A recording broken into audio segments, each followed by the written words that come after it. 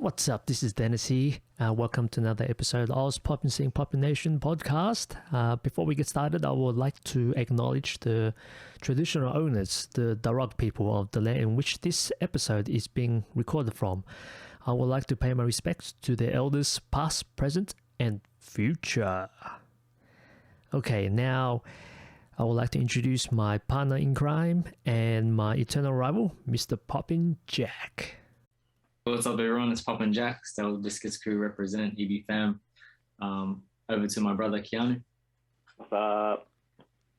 All right, so today we have a very special guest. We've got Future all the way from New Zealand. He's a big part of the popping scene, I feel, here in Sydney, Australia, and since the early 2000s. So it's really good that we've been able to get a hold of him, and he's been gracious enough to do this podcast with him, going over some footage from the early days of his time here in Australia and also his time in New Zealand as well. And I'm grateful for you, bro. Thank you so much, man. I appreciate you being here. This is Future. Thank you so much. It's my pleasure to be here, and I'm looking forward to having a chat with you guys about that time and going through some of this footage that even I haven't seen in a very long time. So it's going to be fun. Yeah, for sure, man. I'm so keen to do this, man. Like I haven't spoken to you in so many years, probably since like the early 2000s. Yeah, that's most people. I tend to hide away and work on projects, and I don't come back out after a long time. So yeah, this is cool. This is fun. Yeah, I'll just get straight into it. Like, so when did you start dancing, bro? The first time I ever got down was way back in the 80s when I was real young, because hip hop was starting to make its way onto television and in movies, and everyone was doing it. Everyone was trying to do it. So I would have been a really young kid back then, like 4 or 5, trying to break. And in terms of trying to actually learn dance steps and do it properly, I was starting to teach myself around about 1988, 89. So I would have been about 7 or 8 or 9, something like that. So that was literally just whatever I could get my hands on in terms of videotapes, music videos and things like that. So obviously a lot of Michael Jackson and the early breaking videos. So that's where I started to get my first moves. Yeah. And what age were you when you kind of found other dancers or like more of a scene? So I grew up in a small, it was kind of a rural town back when I was growing up, a place called New Plymouth, which is on, it's a little bump on the side of the North Island here in New Zealand. And it's not funky. It's not funky back there. Right. There's just a lack of anything fun in a lot of ways. So it's literally just rugby and dairy farming. That's all it is, So it was very hard, even in the 80s, to find kids that were also into like rap music or even funk music, So I grew up with a lot of my uncles and aunties' records, and they were also the ones that were bringing in the early disco and party records as well. So finding even kids or even adults that were into the dance side of things never happened back there. Like never happened. In high school, also I was the fat kid in school. So like I never danced in front of anyone my whole life up until the mid 90s or the late 90s when I was in high school. And some kids were trying to do the backward slide, the moonwalk. So I was really wrestling with whether or not I show them how to do it because I was just way too shy. So eventually I just got sick of seeing them do it badly. So I was like, try this, do this, do it like this. And they're like, can you do it? And I'm like, fine, I'll show you. And so it was pretty much that moment that got me dancing in front of people. And so some kids were trying to do things. I was teaching moves, whatever I had figured out, just watching footage. But no one really continued with it back in my hometown. So literally it wasn't until 2000 and probably 2000, there was a b-boy crew that came here, to New Plymouth from another city. They had been brought out to do a show, and they were passing through town all dressed up. And I hadn't seen b-boys in my hometown before. And me and my friend followed them around town. We were trying to find these dudes. And when we did find them, I introduced myself, but we didn't get down, not until much later. So it wasn't until like 2001 when I moved here to Wellington that I hooked up with a crew called TBC, which is Time Bandits crew. And I met them online. There was a website called nzhiphop.com, I think. And they were running an event here in Wellington, an annual event. And I came to the second one, which was in 2001. And that's when I finally got down with other B-boys and met other hip hop people that were actually doing everything. Yeah, so it was a really long time, really long time before I got to have that experience. Dang. How old were you in 2000? Would have been 19, just turned 19. So did you move from like New Plymouth to Wellington for like hip hop and stuff, or did you just want to? Yeah, in a lot of ways. I excuse me, I had just finished high school in '99, and after going to that event, which is called Bodyrock, I was like, man, everything on that side of things that I really want to be exposed to is here. And so I thought, you know what, I'll move here and just be closer to that. But I actually moved here to become an illustrator. I wanted to get into design and art. And yeah, I thought, you know, while I'm here, I'll just try and do both and see what happens. Yeah, it was my first time away from home as well. So it was a bit of an adventure. Were you doing like breaking, popping, lock? Like what were you focusing on? I was focusing predominantly on breaking. Yeah. Because I'd been doing some popping things for quite a while by this time, probably about 10 years, but it was whack, you know, like it's hard to say it how it was, you know, in a real sense, but I have to make it clear that I wasn't doing the dance very well at all. And if I'm being completely honest, I probably wasn't even doing the dance, you know. A lot of the stuff we'd see on TV was this really weird Hollywood mix of mime as well as popping and some breaking. So back then I couldn't really, I knew they were different. I just couldn't identify and find the information to learn them for what they were. So my focus was primarily on breaking because that was the area that I needed the most work, I felt. That was the area where I had the least amount of information. But I definitely had a soft spot for popping as well because of the difference in music. Yeah, I love my G-funk. Yeah, so who were you learning from? Were you learning from your crew, like TBC? Yeah, I picked up quite a bit from my crew. When I got here, I had some good things, but it was very awkward. Like what I had assembled in terms of moves and the way that I was doing them was, I guess they could see that there was potential in it, but to be honest, it was whack. It was so bad. It was so bad. And I'm actually really grateful that they gave me the time of day because I know how bad it was back then. So whatever they saw in me, I'm glad they gave me the opportunity. So they taught me a lot. And just seeing other B-boys in the Wellington community, because there's so many people getting down and so many crews at the time. And a lot of people were really good. And that was it's like a challenge and a wake up call at the same time, you know. It's like, wow, like I really need to refine my practice and I need to be a little more specific about what I'm doing. Because like I say, back home, there's no one. So I didn't really have the urgency to get my shit together, you know, and do it right. However, in 2001, we bought out Ken Swift from Rocksteady crew, 7 Gems. And he was amazing. He was amazing. When you see him get down, you're like, we're all doing it. Like we're all missing pieces to this puzzle, like in a real big way. Not just in the vocabulary of our moves, but also in our approach to the music and approach to the delivery of the dance. And that's always a thing that we all wrestle with, not having grown up and being exposed to that environment at the time, you know, which we'll never have that experience of b-boying in the 70s. You know, we just have to feel our way through it through practice and exposure to the music generally and the people. So when he came out, it was for an event called the Aotearoa Hip Hop Summit, which is our New Zealand Hip Hop Summit. And I think this one might have been the second annual hip hop summit that we had.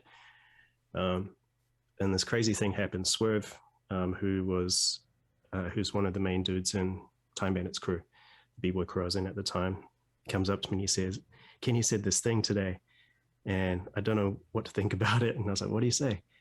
And he said, in the time that he's been here, which is probably about a week that he had been with us and a few days up in Auckland for this event, Kenny said he hasn't seen any B-boys yet. And I'm like, does that include us? And Swerve was like, I don't know, but maybe.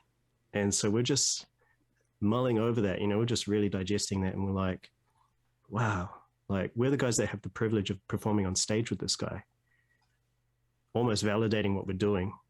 And then he says that, and it's like, shit, we might need to go back to the drawing board and think about what that means and try and determine what it is that makes him say that about our scene and potentially about us. So that for me was, as bad as it was awesome. It was awesome just to have something definite to say, you need to do some work and probably need to do some work in these areas, and it really humbling though. It's not a good thing to hear, but it's a necessary thing to hear.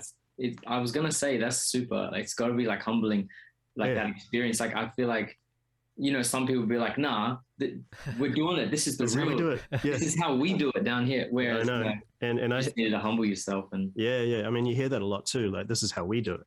And that's valid to a degree, but it depends on what that actually means, because if you're taking all this stuff that comes from somewhere else and from other people and you're just doing it badly and you're like, this is how we do it, it doesn't quite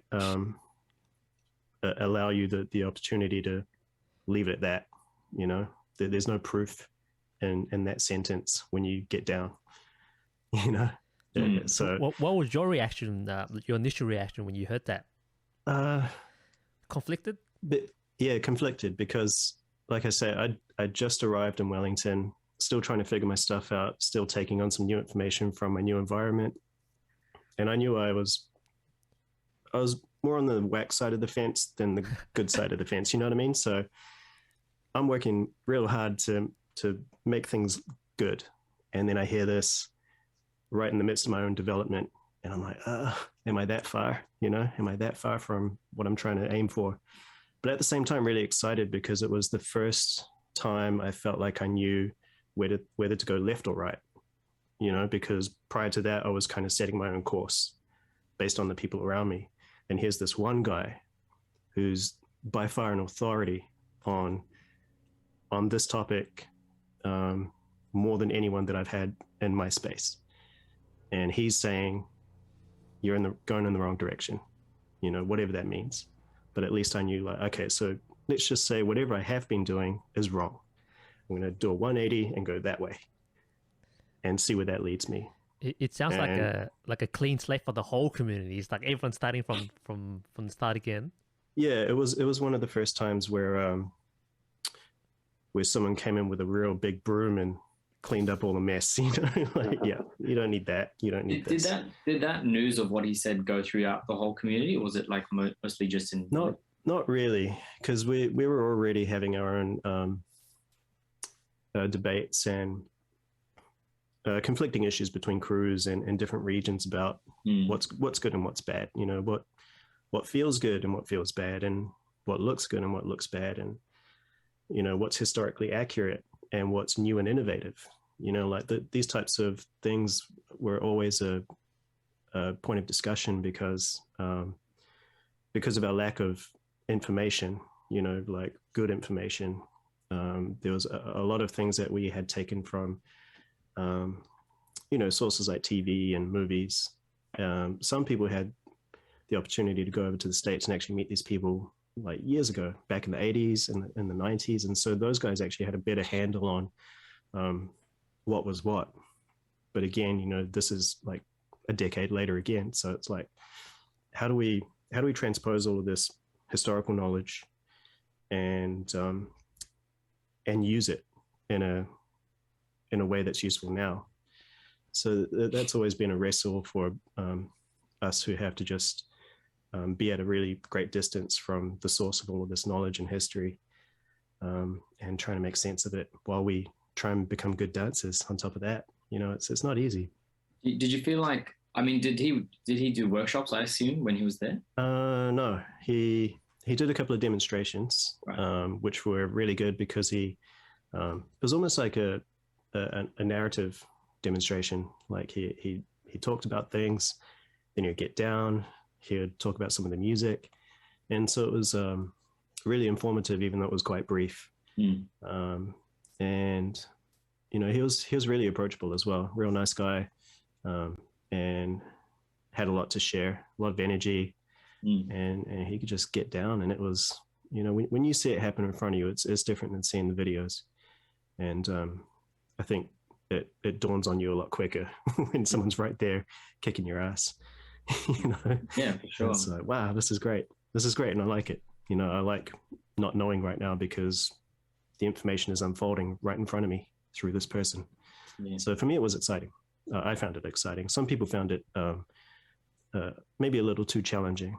You know, I think they're fully invested in their points of view about, I'm just going to create something new and be awesome.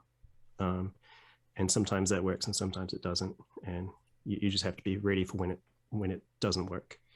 You know, you've always got to be prepared to be a student. And what year was this that he came? 2001. 2001. And you were what, like 19, 20 years old? Yeah, I think I just turned 20. Yeah, so it's still like super young. Yeah. There's a lot of firsts, like first time meeting a living legend in the dance community, first time being on a plane flying from Wellington to Auckland, first time on TV because this was televised as well. Oh wow. So our performance with Kenny is out there somewhere. It was just a really cool experience. Was it televised? Was the whole hip hop summit televised, or was it just? Yeah, it was. All of it was filmed, from what I understand, and then it was edited and cut together. So I think the slot that they had for TV was maybe like an hour long, or an hour and a half long. So the actual summit was condensed quite a lot. Of course, with more of a focus on the MCs than the dancers, because that's just the way it's happened in the hip hop scene. But we were lucky to get a spot in there. Probably because Kenny was on stage, to be honest. For like Bodyrock, like was Popping involved in this event like yet, or was there? Not so much, no. They'd have an open floor portion, and anyone could get down. And normally when one popping dude goes out, all the other popping dudes go out, and 10 minutes per set, usual deal. What's that? Did you feel like there were many poppers at that time? No, like when I think I saw one dude that was really good, and he was one of the old school dudes. He's actually one of the original Time Bandits crew members from another region where it started. His name's Jay, real nice guy. He had that old school style of popping, with kind of a West Coast influence, more like a blend of like the West Coast stuff and what Wiggles used to do back in the day. But no, there were not many poppers back then. Even I wouldn't have called myself a popper back then, because what I was doing was just a mashup of, what I saw Michael Jackson do and whatever I saw Turbo do, and Poppin Pete and Taco do. Yeah, I mean, just no information to actually build outwards from what I had. Yes, but to answer your question, no, there were very few people. It's funny, that's like so many of our beginnings. It's just watching Beat Street and breakdance and being like, okay then. Yeah, here we go. Yeah. Yeah, I know. Yeah, that's how it was. So where did the name Future come from? I don't know anymore. Like, it was so long ago. Came from the future. Yeah, it came from the future. Yeah. My first show was when I was 15, doing like so I went to a boys' school, and there's our sister school, and they would do an annual fashion show, and I did a performance for that, but before all of this, and I think in my music I had edited something from the Batman soundtrack where the Joker's saying, think about the future. I think from that I kind of picked up on the word and thought, yeah, I'll keep that. I had hoodies made and everything. I think I've still got them here. Yeah. But I think that's where I got the idea from, but I'm not sure. But I've always loved the name, the Future. Like ever since I saw you in like Sydney so long ago, I was like, yeah. And that's the one thing I really loved about like just the whole New Zealand scene. Everyone's got so many dope names, man. Like Swerve, Curve. Yeah. Yeah, I'm like, dang. We have like Jack. I love that too, though. It's like very Aussie. Yeah, very Aussie. I always wanted a cool name. It just never happened. Jack's a cool name. It's a great name. Thanks, Mom. Yeah. Origins. Okay, I gotta ask when did you feel like you leveled up a lot? Because like let's say the footage I've seen, man, and when you came to Sydney, I was like, oh, this dude's like another level, and that would have only been a couple of years later. So, probably there were two instances where I feel like my understanding and my ambition was starting to line up, because like when you start out, you know what you want, you just don't know how you're going to get there and how long it's going to take, and whether or not your body will allow it. Like there are just some things that I can't do, that I want to be able to do. So I think the first time I leveled up was after Sugarpop's first visit here, and I think in a lot of ways that was a combination of a mental advancement and having a chunk of vocabulary, like dance moves that were just like, here they are, boom, use those. Because prior to that, we'd see snippets of, especially in the b-boy world, you'd see someone do a set, and it's really hard to pick apart what's foundation and what's theirs, and how you can take bits of that and use it with your training, and then apply it to a space like a jam or a battle or whatever, without getting hit up for biting. Whereas with popping and locking, it's like, these are the bare bones of the dance. Do these. Sugarpop's name isn't on it. Boogaloo Sam's name is probably all over it, but that's how it is when you invent some of these things.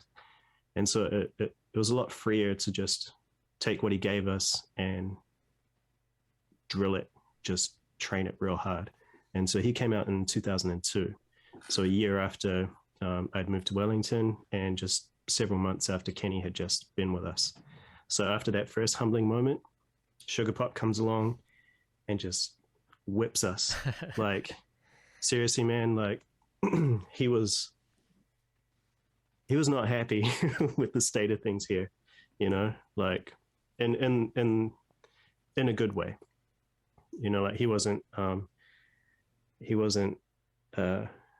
bad or mean or anything, but he was like, man, things are not looking good in this dance scene. What you guys are doing is not only whack, but it's bullshit. And our approach to learning these dances is coming from the wrong way. Yeah, it was brutal, but in a way that we understood. It's just like it's like your Sifu turns up and he's just like, what have you been doing this whole time? And then he shows you how to do it. Was he teaching popping, or what, yeah. What was he? Popping, boogaloo, locking. And did many people come for the class? I mean, if the majority of the scene was breaking. Yeah, so we had a pretty good turnout. So the workshops were here in Wellington. I forget what time of year it was, but I think we also had like a small event as well. So we were doing some hip hop performances. There was some breaking, and I think we tried to get him to do a set while we did our set, and the DJ played some electro, and Sugarpop was not feeling it. He was not feeling it, so he just stayed there on the side of the stage, and no one's on stage dancing because we're like, this is your turn. It's your bit to get on stage and join us. Mm-hmm. And he's like, nah, it's not happening. This guy doesn't know what he's doing. Wow.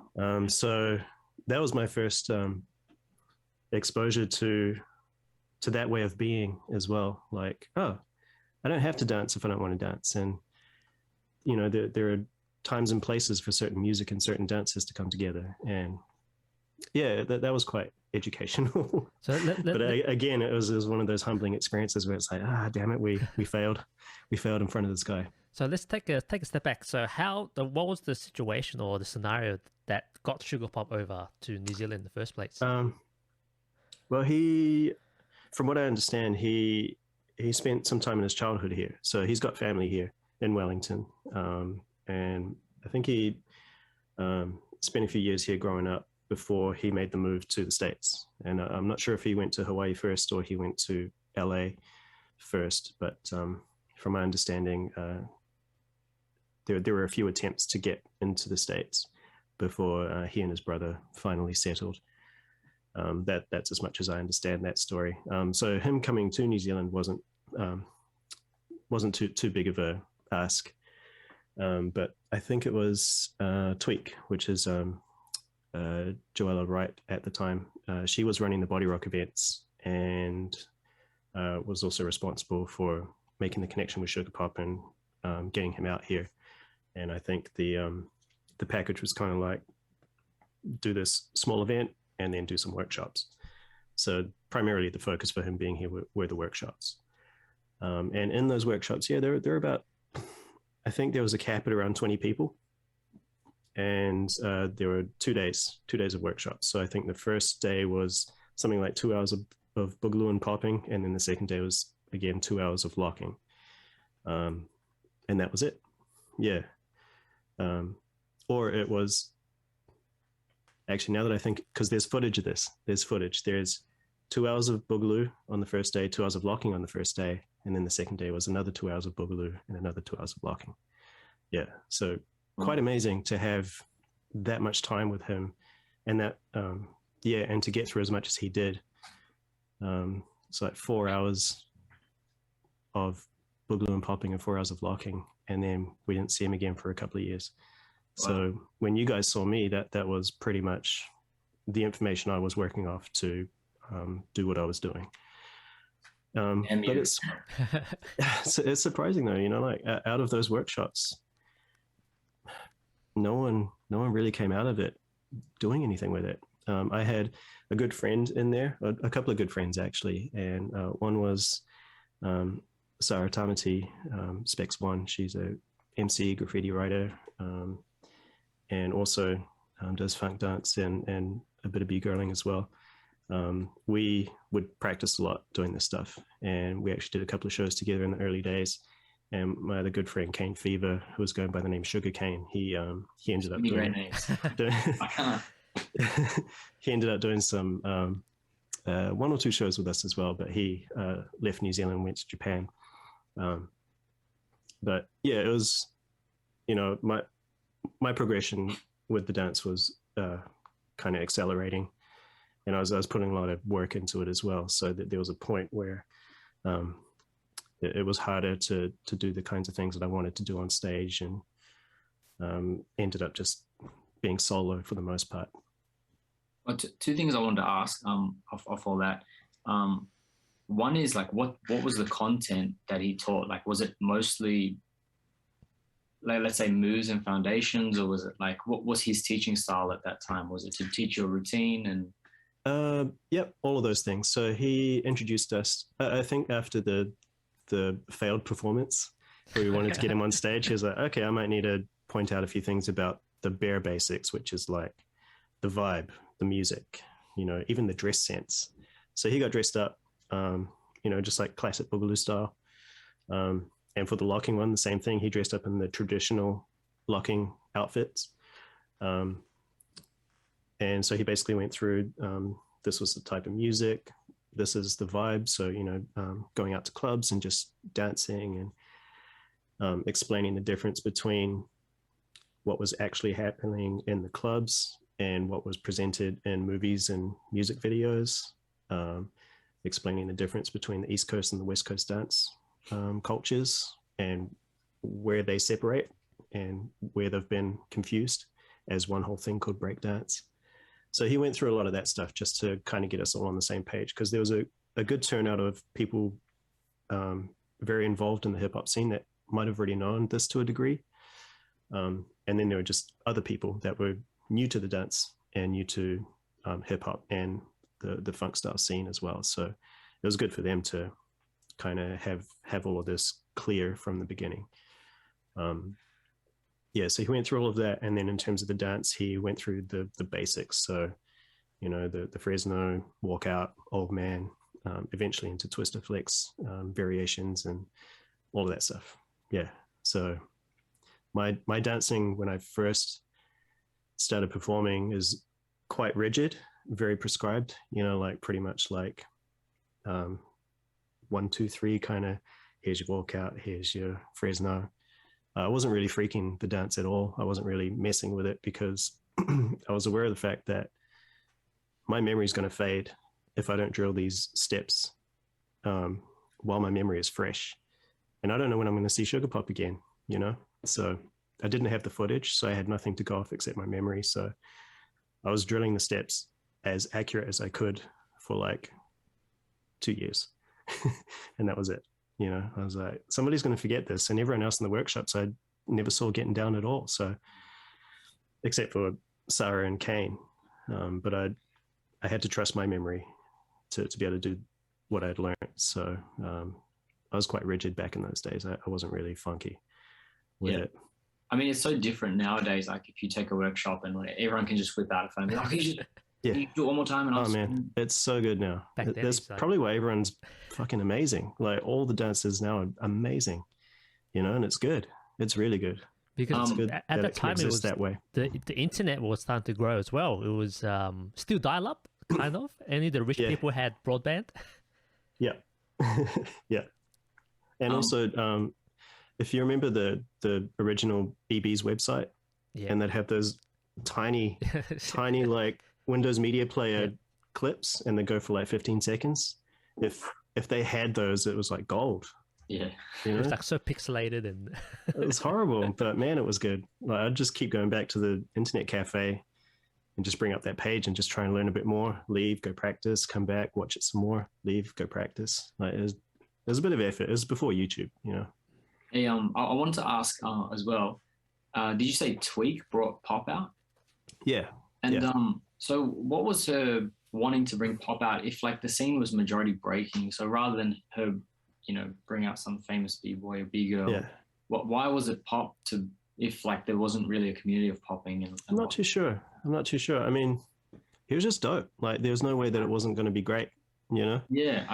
Also at the time, it's a good question because I haven't actually asked myself that either. Like when it happened, I was like, oh, that sounds great to me. I don't care why, But he had also just put out his second video. I forget what it's called. Who Stole the Soul? Yeah, right. And so that might have been a part of it. I'm not sure if she had a copy before he got here, but watching that was like, man, this guy's sick. Let's get him. And I think they may have brought out a B-girl as well, from memory. I know that he came out and there was a B-girl there that we also had as part of the event. So it might have been a combination thing where it's got, we've got a person representing B-girl and B-boying and someone doing something else, just for a change. But my memory is a little vague on that. So yeah, like there wasn't too much convincing to get someone like Sugarpop out into one of our events. Also, Tweak, now that I remember, she used to do a bit of locking as well and was really good. Her and Specs would do routines together. So there was probably some of that informing the decision to get Pop out. Yeah. You guys are like spoiled. You had like Ken Swift, man. And then I know. When I moved here and things like that were happening, I was like, this is great. I love this. That's great. I mean, it's annoying because, well, what year did you say that was? 2002? Yeah. Sugarpop, yeah. Like, I feel like if, the scene was what it is now then, we would have all went to New Zealand to take his workshop. Yeah. Yeah, that's right. I'm sure like B-boys from here would have gone there to take Kenny's workshop, so yeah. Before it was like, I don't know, maybe there was communication, but yeah, and also like we were the next generation coming through, so establishing those ties between countries kind of gets you kind of have to go through that process again with the next dudes coming up, because a lot of the older dudes like Swerve is one of the OGs, one of the original B-boys from New Zealand, and a lot of people from his generation had actually gone out to New York and done some of those things that you do when you do your tour of history, hip hop history, and they had those connections. But people like me from my generation, even though I was involved with it back in the 80s like everyone else, I was just a kid, so I don't have those ties and those connections to any of this history. And likewise with our brothers and sisters over in Oz and everywhere else, we haven't met each other yet. So it kind of takes time to establish those connections with a new generation coming through. It's a lot easier now because we can do this, we can keep in touch online. But back in those days, you don't see people for years if they're not going to swing by. You may even not hear of them unless you see them in a video or some random footage. At that time, right? I'm sure it was a different era. Maybe that there wasn't as many classes and studios, for example. But like after Pop's class, was there that sense of like, oh, I want to, like, probably you didn't even feel ready to teach, but were you teaching at that time? No, I refused to teach. There was a point where like my practice seemed to be going well, and from what I could remember, I was piecing together things good enough, it seemed, to actually make it look like I was doing boogaloo and popping and doing it how he taught. But the funkiness just wasn't there. I didn't have a freedom in my body to do the links, to get from A to B in a way that was dope. And so without that feeling, it's really hard to get myself in a place where I felt comfortable telling people how to do it.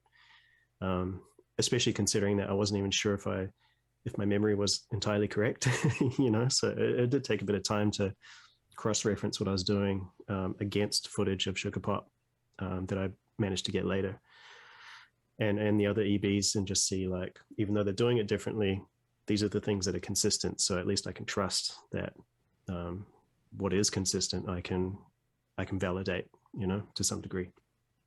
So I didn't teach for a really long time. It wasn't until just before leaving New Zealand in, I think, 2004, I did one class, popping class, as a favor to someone because they were in a bind and they just couldn't take this class. And they asked if I could cover. And I was like, well, I'm only comfortable teaching this because that's the thing that I feel like I've had the most information to learn against. So I did a popping class before I left. And pretty much the most of it after that is in Oz. Yeah. So it was quite a while. It was like 2 years before I felt comfortable enough that I could stand by my teaching. All right. Well, let's with that, let's move into the Oz journey. Let's fly over the ditch. Yeah. Well, so in that footage I gave you, there's my first performance in Oz is there. I'm not sure. Hopefully the sound man and / video man has got it sorted by that Danis Kool. Maybe I've downloaded it, and we'll see. We'll see what happens. If not, I'll just load it in and I'll just find it. What brought you to Australia? Why did you want to move? Yeah, I'm glad you raised it, because talking about connections between the countries, especially New Zealand and Australia, in 2004, the Bodyrock from that summer at the beginning of the year. So Bodyrock would normally happen in January. Some of the Fresh Socks boys came out, and they threw down real well. Like, I think they won everything, beat everyone. It was awesome. It's just like, man, here we go again. Like, guys that are really good at this. Yeah, absolutely. So it was Lama. Never heard of it. Yeah. Some guy called Lama Rock. Pepito. Nacho came out. Rush, who was originally from Tauranga, but he spent a lot of time in Oz. So he came home and brought all his goons with him. Wasted us. And Benny Benz from Perth, from Systematic. And Mauser, I think Mauser came out that year. So yeah, all the heavy hitters came out to show us what's up. And that's where I met them. So that particular Bodyrock, we had up rocking competition, b-boy competition. We had a little popping jam and stuff. So I met those guys that summer, and we all were familiar with each other after that.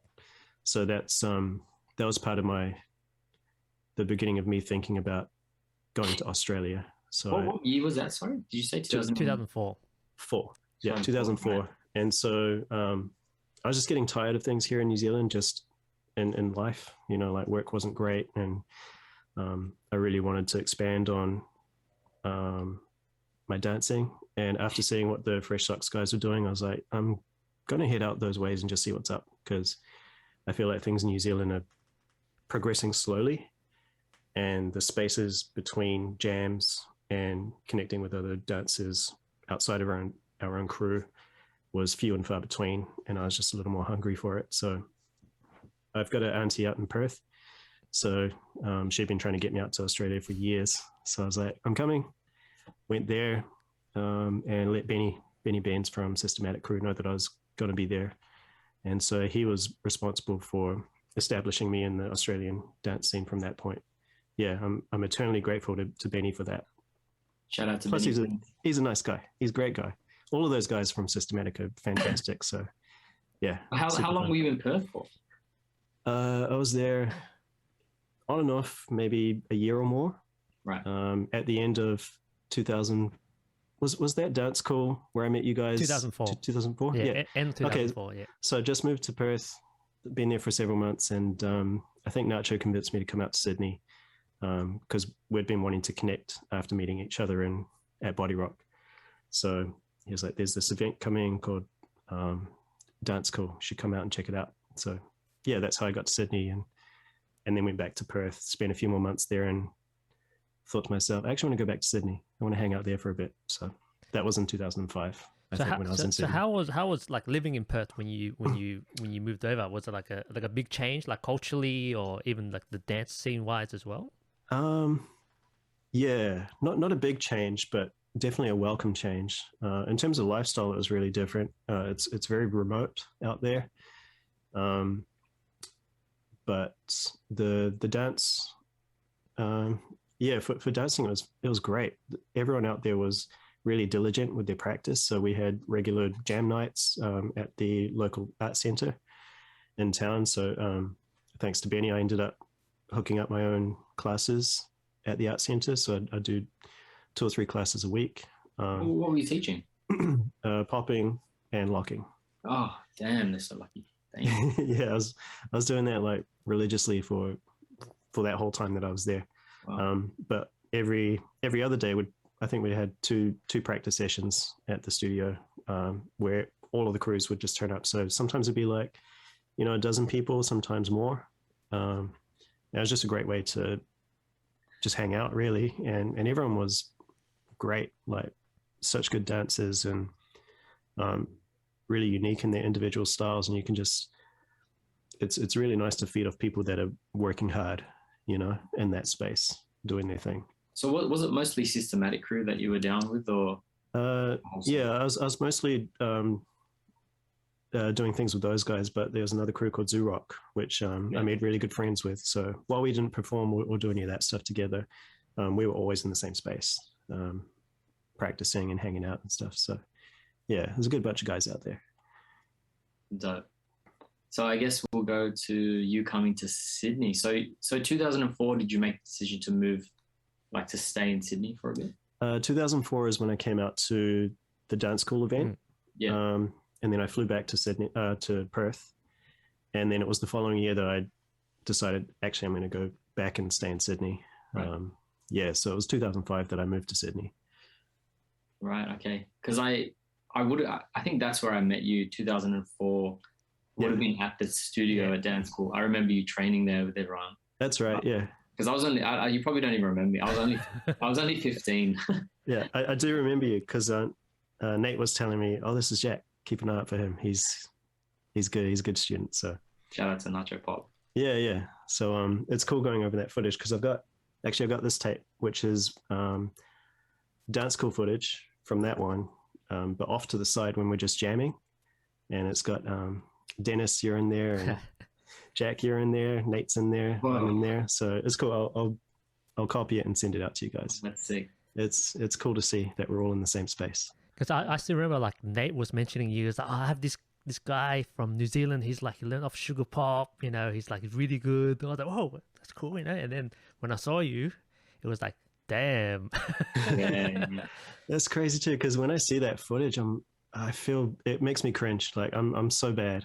I just look so No. tight. You can't. Do You can't. you know what I mean? But I remember where I was at in my head, like looking at the footage. I can kind of remember the internal struggle I was having, you know, to deliver this and do it any justice. You know, it's the thing that we all share as dancers. You know. Sure, but like we're in this footage. I think that we're gonna watch. Yeah, we are. Yeah. And if you're feeling cringe, don't even imagine what we're feeling like.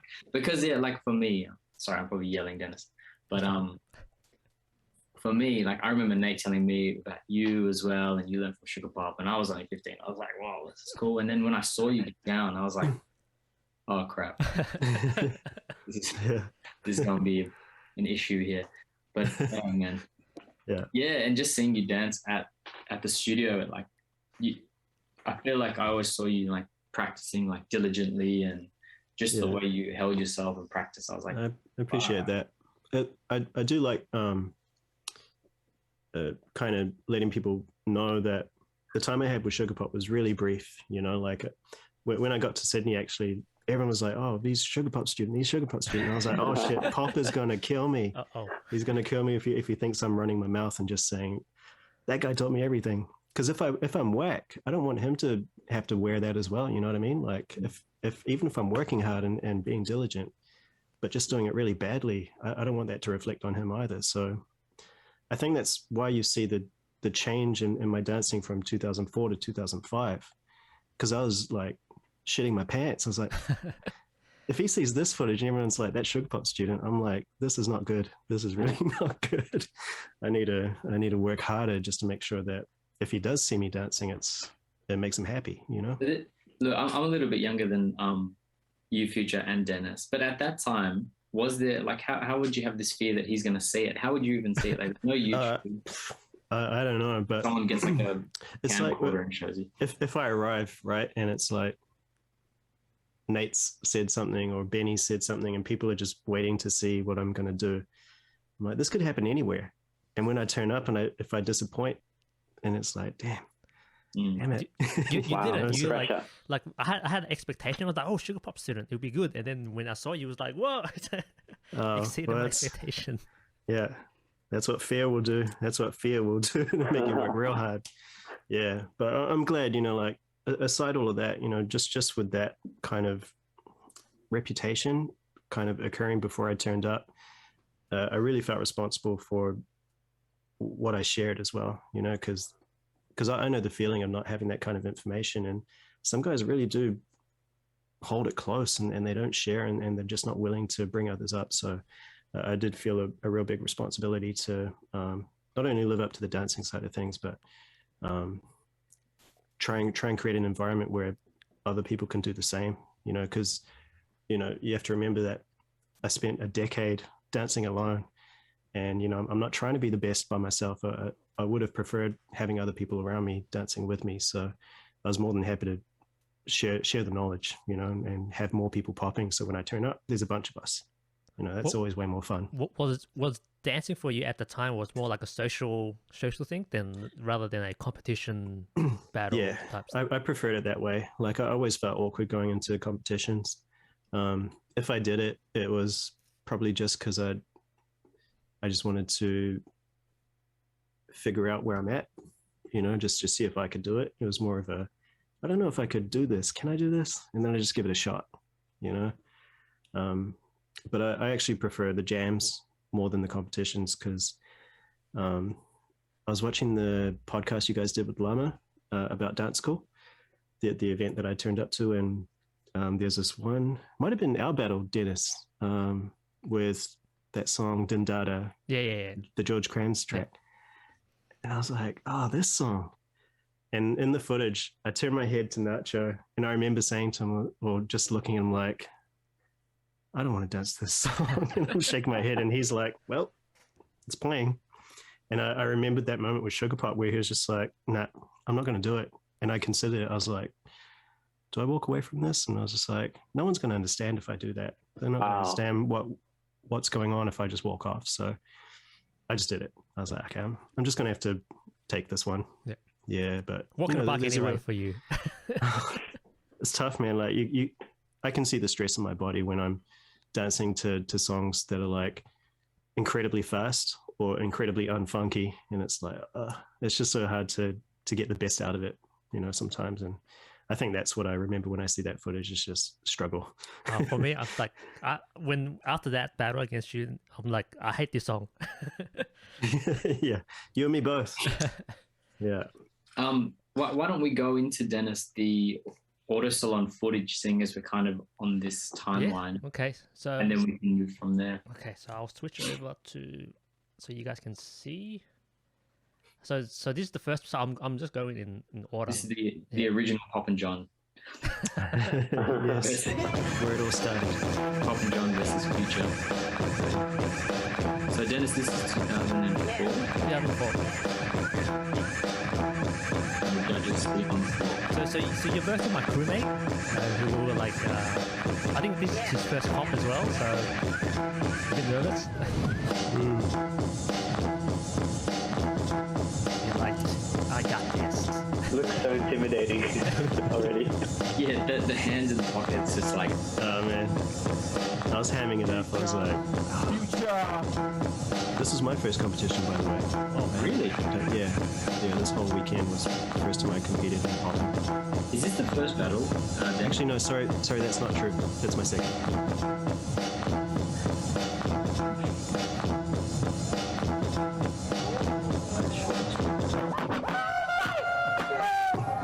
Sorry about the job. Do your tutting. Danis, is this the first battle? Like, Yeah, no, this first one. Yeah, so this is a prelim. And then the next one is Yoa. You probably think, oh, that's a funk song. I like it. Yeah.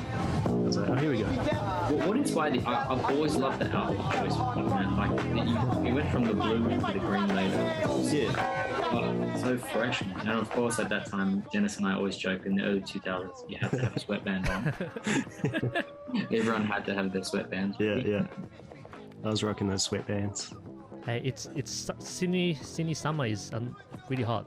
So is this funny, Shamrock? Did I- Pop teach you that Shamrock? Yeah. He did the Shamrock with us. That was Nate with the woo. Was it? Yeah. Yeah. Going hard here. Nice. Those shirts, it might have been here actually. Some cats came up to me and were like, where do you get your shirts from? And I was like, Target. Just look. I got it from Target in Perth. $20. Yeah, we Easy. go to Kmart now. Wait, Yeah, man. It's okay. If it looks right, it is right. Yeah. And what shoes were you wearing? What were they? Oh, those. So those were modified golf shoes. I was trying to find. I was trying to find the traditional. They're called marshmallows because real squishy soles. But those shoes that the lockers wear are a type of saddle shoe, which is that black band over a white shoe, like what you see back in the 60s and 50s. Because when I saw these, I was like, damn, fresh. Yeah, I couldn't for the life of me find anything like it. And then I found these golf shoes that had the saddle style. So I got them resold at a Oh, at a shoe place. I got them to take out the spikes and resole it with a soft sole. And those were my locking shoes. Yeah. fresh. Yeah. That was. I remember the day before you were like showing a little bit, and then seeing you in competition, coming out. I was like, okay, he's gonna win. Well, it's funny though because I didn't actually come out to compete. I'd heard that it was going to be like a grand final with all of the previous winners, and Lama couldn't make it for whatever reason, so there was a spot open. And I think that might have been the purpose of this whole prelim situation. So it was last minute that I was like, yeah, I might give it a shot and jump in this competition, see what happens. But Nate was telling me the day before, he's just like, man, there's going to be some tough competition, so don't expect too much. Okay. About my prospects of winning. So I was actually kind of concerned. I was like, You oh think man, he this was gonna be tough. He was Yeah, he was tricking you. messing with me because I'm doing my best out there. Danis, do you remember how many were in this comp? I can't imagine there was that many. I reckon maybe 12. Okay. 12. It's not too many. Not too many. So we had So 2 semi-finals. Yeah, I reckon around, not too many. Yeah. But there was a lot of people during that time. Yeah, it was a long day. It was a real long day. Yeah. Because I still remember like when Nate said, "Oh, this guy studies from Sugarpop." I went back and watched the EBs study Sugarpop just to kind of gauge I guess the level and what I'll be potentially facing. So back then I was like competition or comp. Like, Yeah. Okay, let's watch the next one. Next one, let's put it up on here. Yeah. I think we missed a bit of your set. No, that's all he needed. I used to spray grey hairspray on my head for some reason. You know why. You know why. Flavor. Yeah, I was trying to be different. Yeah, man. I had my hemp pants on. Oh, the Necroflex is gone. Do you remember what was in your head at the time? My head. Like a future, like while watching Jack. I think by this point things were starting to blur for me. I was just like I say, I was kind of in this stress mode because I didn't know what was going on. And I think it kind of shows in my dancing. Like there are bits where I'm not quite on time and things are coming out but kind of awkward, and it's really weird saying this because I'm hearing good things about the performance, but in my head I'm like, yeah, that's not coming out right. So it's funny, huh? Like perspective and perception, you know, like for me it's difficult. I don't get overly confident when I'm dancing in a battle situation because I'm too much of a student. You know, I observe too much and I'm not really thinking about my game. And so when the person walks off and it's my turn, I'm like, oh shit, I should have been thinking about what I'm going to do. You know, so that's just how I am sometimes. It's probably better when I'm really tired and I'm just not thinking. That's normally when I dance better in stressful situations like this and competitions, because I don't care. And that's a good way to be when it's time to just dance and not think, you know, not be deliberate about what you're doing. Just feel your way through it. Sometimes is better. Do you remember that battle, Jack? Not really. You have nightmares about it. You have nightmares about it. No. I don't really remember it either. Like I only remember the footage now, but I do remember shaking your hand. I remember that moment thinking, yeah, I'm gonna really shake this guy's hand because I think he's doing his best, and if he keeps practicing, it's gonna be worth it. And here we are, like 17 years later. Yeah, I know, it's crazy. Wow. Like, yeah, it's crazy how it all works out. Okay, next one. 17 years later, did you say? Yeah. I think so. Oh, It's, oh my gosh. Oh, man. we haven't aged at all. No. The funkiness keeps us young. Yeah. Yeah, so I think, what is that, 2004? I would have been 23 back then. I was 15. You're bullying me, man. I'm sorry. I'm a bad person. Scarred him. Yeah, that's not how you do it. Okay, next I one. apologize. Don't show my mum that footage. She'll be disappointed. So this is the finals for the prelim to get to the grand.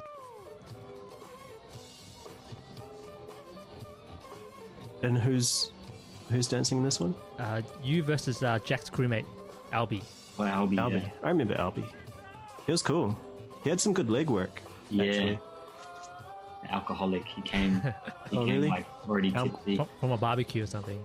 Albieholic. No. What's he doing these days? He's just working, man. He just had a second kid. Wow. Yeah. When I watched this battle, I was like, mad. Because he was my crewmate, but like older than me, you know. So Yeah. I probably can't do it, but you can.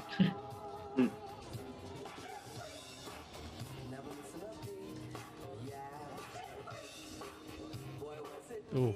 Yeah, see? I was like, man, I can't do that. What am I don't going to even do know next? how he got that. I actually liked LB Steez. Like, Yeah. he looked a lot more relaxed than I did, and I really thought this was it for me. I was like, man, if he's doing this on the first round, and it could be a mess for me. He didn't have good leg work. So. Yeah, it's great. Like, it holds up today, I think. Yeah. Like, the seeing you dance, like even though you're saying you feel you're conflicted and all that, you look so comfortable. Yeah, that's a part of it, though, right? You gotta hide those things.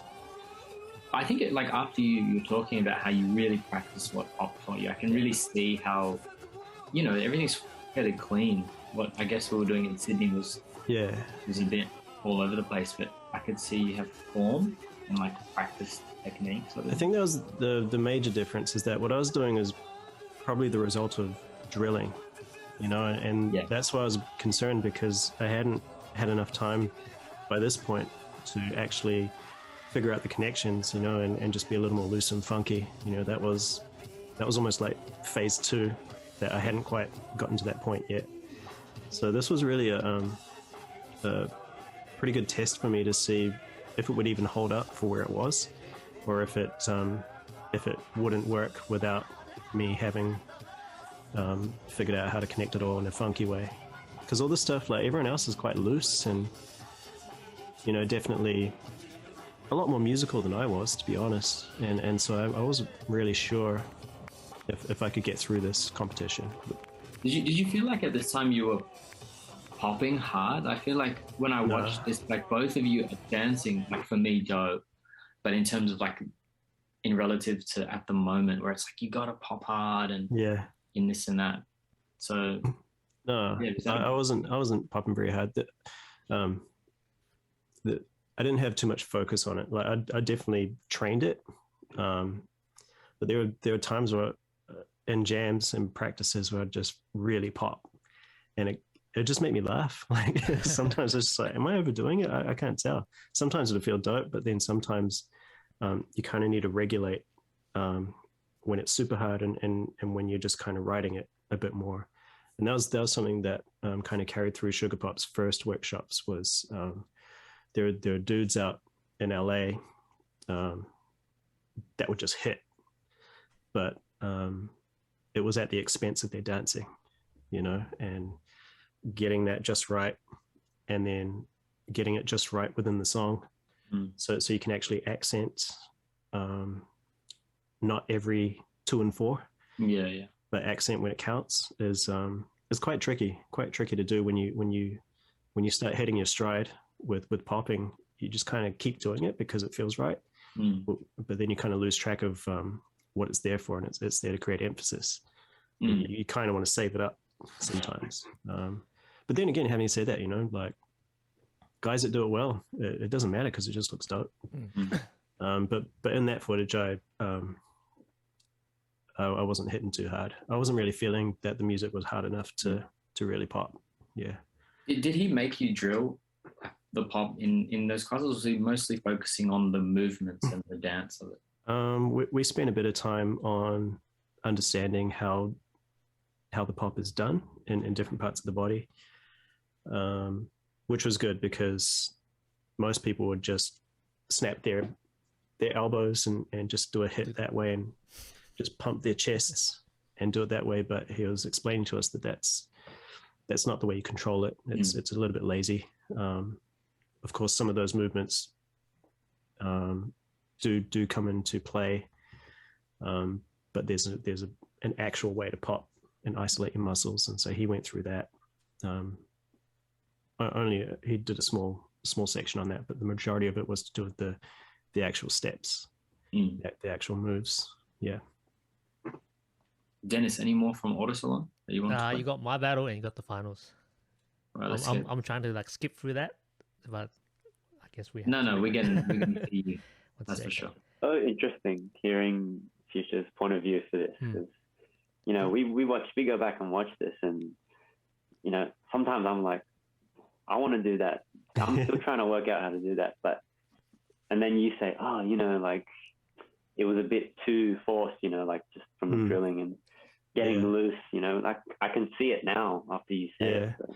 really Having said that interesting. though, like in some of like the footage that I don't like, I can still see bits where I'm like, if I just cut that out and Right. polish it up a little, that could be really dope. So it's yeah, I think it's just looking at it for what it is, but it's good to see it from your guys' point of view too, because I might not have reviewed footage that you guys thought looked good that I thought looked bad, and maybe there is some good stuff in there that I should reconsider.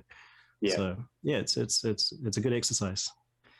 Okay, let's get to the next one. So Is you this made always a plan to change shit? I think I just wanted to reset my brain a little, just feel different. Yeah, that was pretty much it. I was like, this dude's even got clothing for like the final. It's like, Yeah, I think in the back of my head, I was probably just trying to maximize my footage as well. Just be like, I want this footage to look different. I don't want it to look like the same thing from the same day. Cool. So, So is this the battle you're talking about with the music? yeah, music. Yeah, Right. yeah. At the beginning of this, I was like, I don't want to do this. That was a crazy spin. Look at I don't know who me. this guy is. Oh, it's so cringe.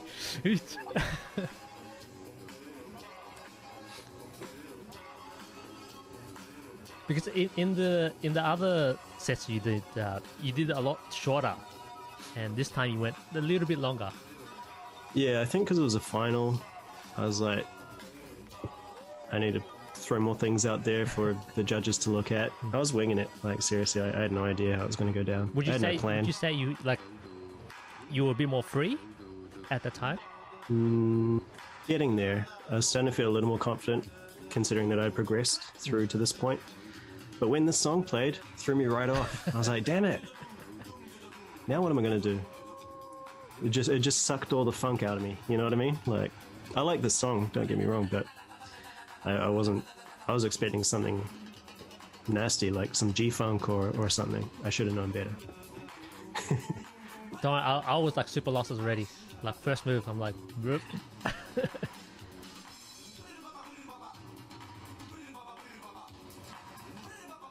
It's so cringy. I'm gonna take a break, and It's good though, man. Like your actual form is fine. Better than what I was doing, to be honest. Like if I was a judge this day, I would have picked you over me. Probably.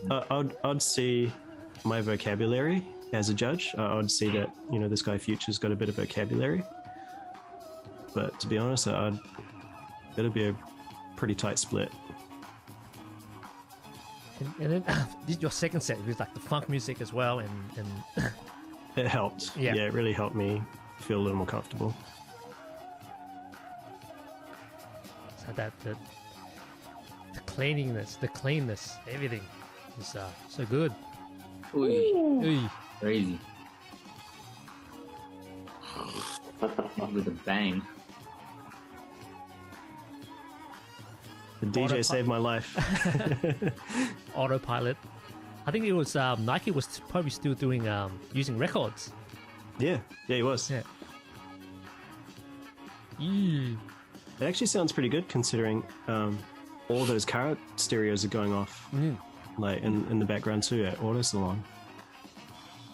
It was so noisy. It was.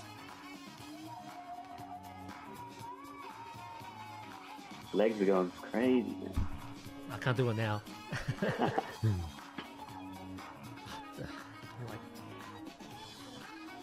what am I doing?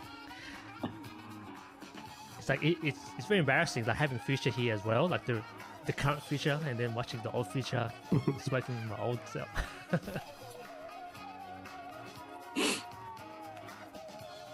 You're like, I got this. I'll do something short and sweet. Plus, just running out of stuff, like I don't know how many sets I'd done by this point, but I was like, what have I got left? I've done both Sugarpop workshops twice already. Did it push you? Like, did you kind of create on the spot a little bit more from that? Yeah. There are points where I'm just kind of, chopping up whole steps and Right. rearranging them a little. Right. Yeah, that's cool. Oh, I forgot it was 3 Ooh. sets. That was sick. After this comp, right?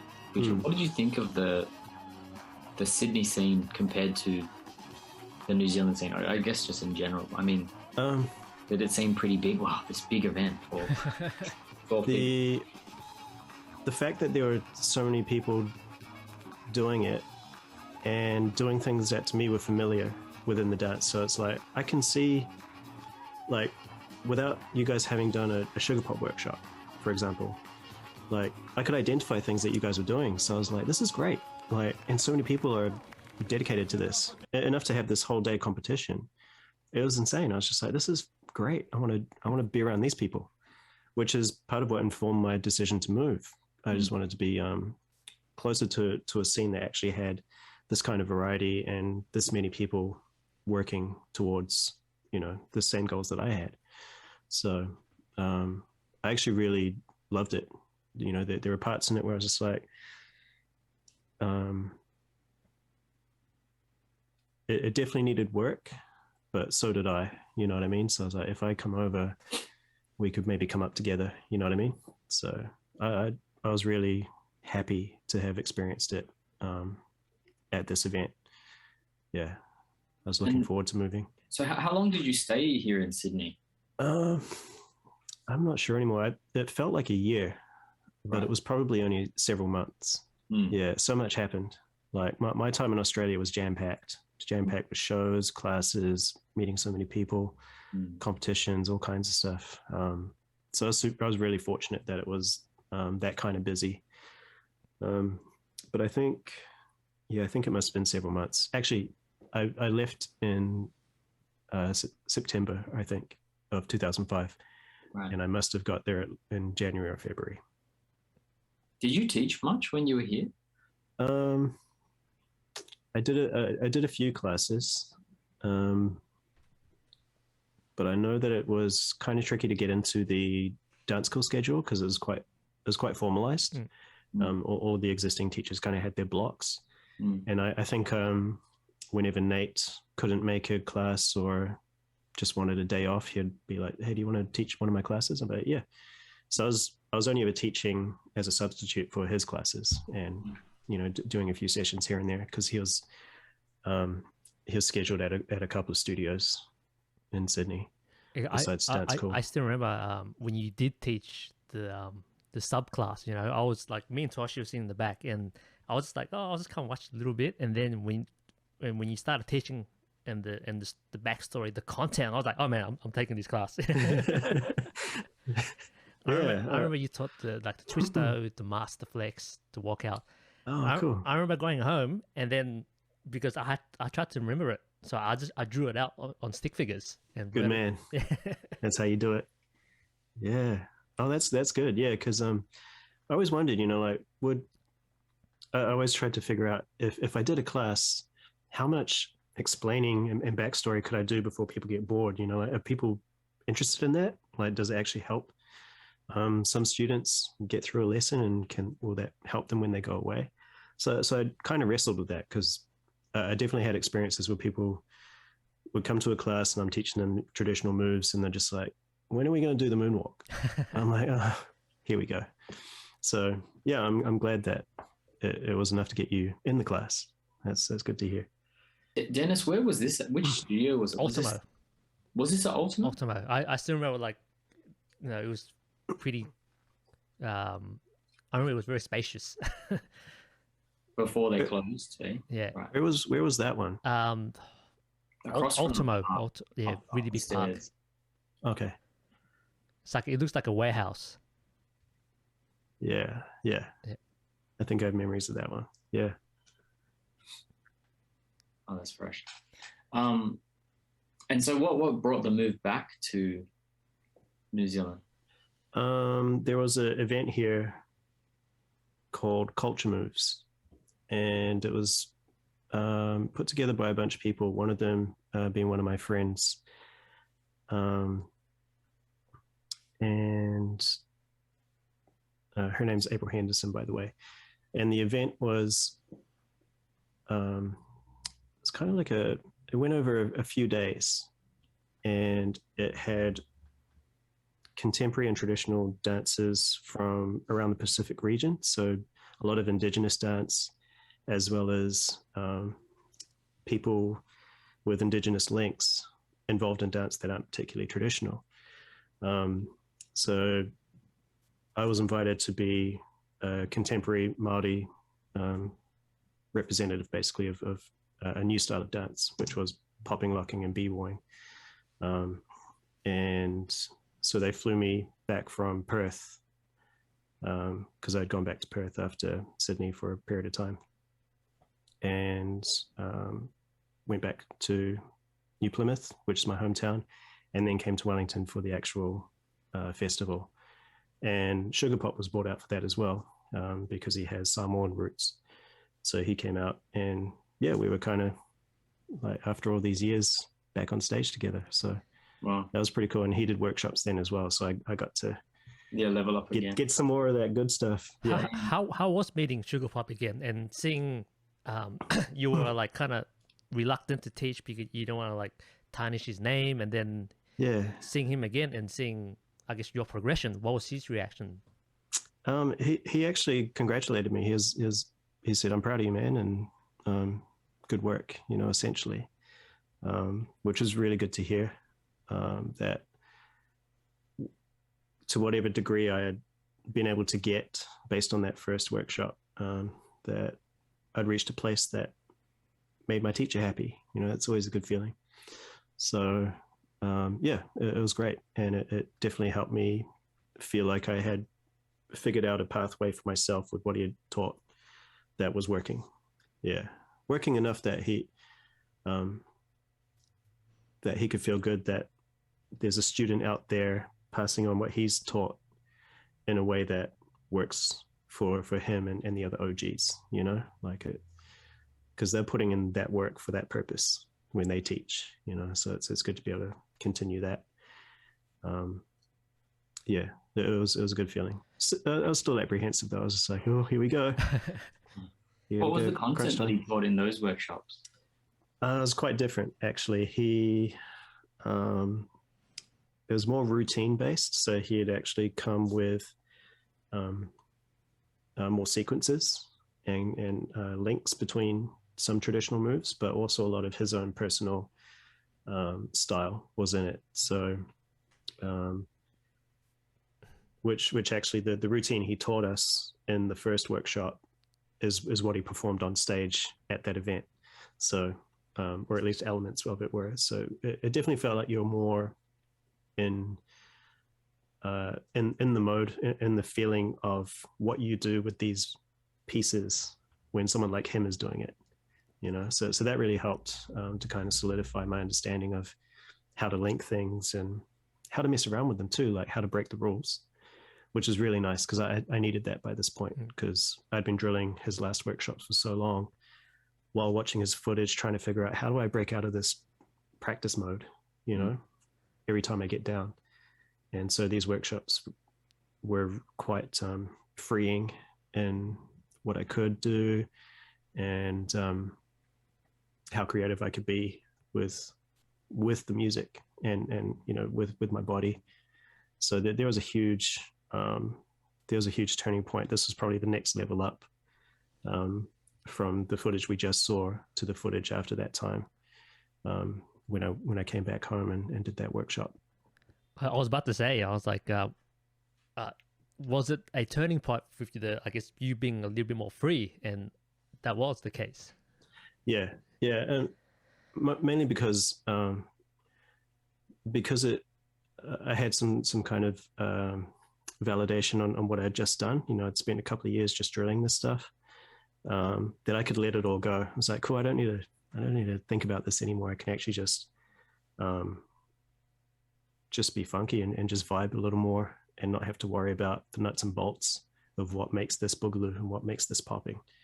I can just worry about dancing and listen to the music more and get that going, get that musicality relationship going. Yeah. And that was fun. It was really fun to be on that side of my progression as a student.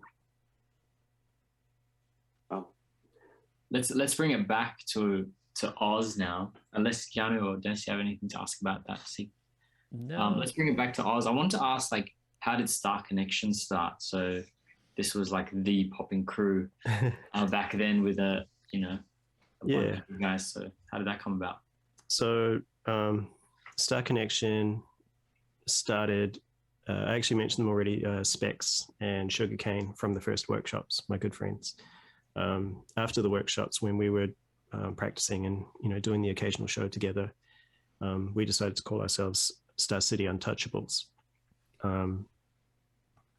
Quite an ambitious name for that time, just coming fresh out of the workshops, but we're trying to go for like a kind of a slick feel, really different to the b-boy feel, so we weren't called such and such crew or anything like that. Nothing too aggressive, something a little more classy and that would suit how we looked, because we'd dress up, we'd find all the clothes and do the boogaloo thing. So it started off as SYTYCD Untouchables, which then got shortened down to SYTYCD. Kane, as I mentioned, moved off to Japan, so we stopped seeing him. And like I was saying, my progression with the dance was accelerating at that point, and so I ended up just being a solo dude.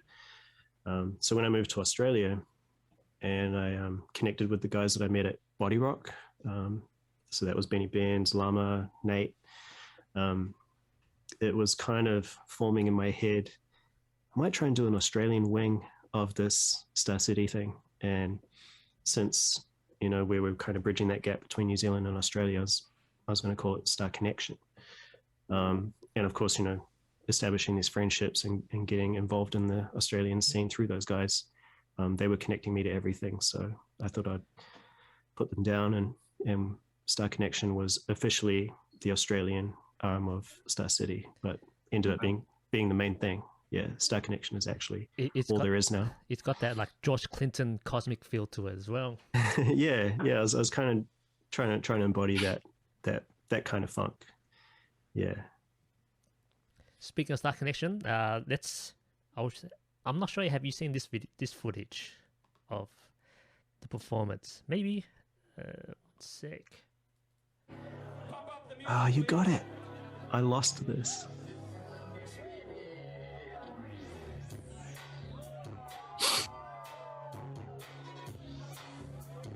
So this was during Seven Shaddows. That's right. Yeah. This is the only show we've done together. The only time we'd all been in the same space since Bodyrock. How did you get asked to do this show? Did Mason just want a show? Yeah, he hit us up and said, would you guys do something? So we're like, yeah.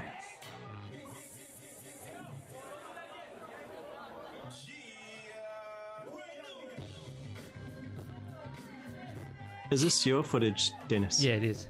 Ah, dude. Benny Ben. Hook me up. Oy. So did Benny Benz learn from you, or what's? No, he was already popping when I met him at Bodyrock. Yeah, I think he taught himself and picked up some things from me when I moved there. But yeah, all these dudes were doing it before I turned up.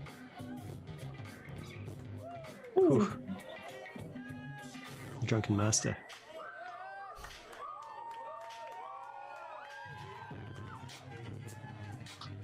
Dress fresh as well. That crazy solo.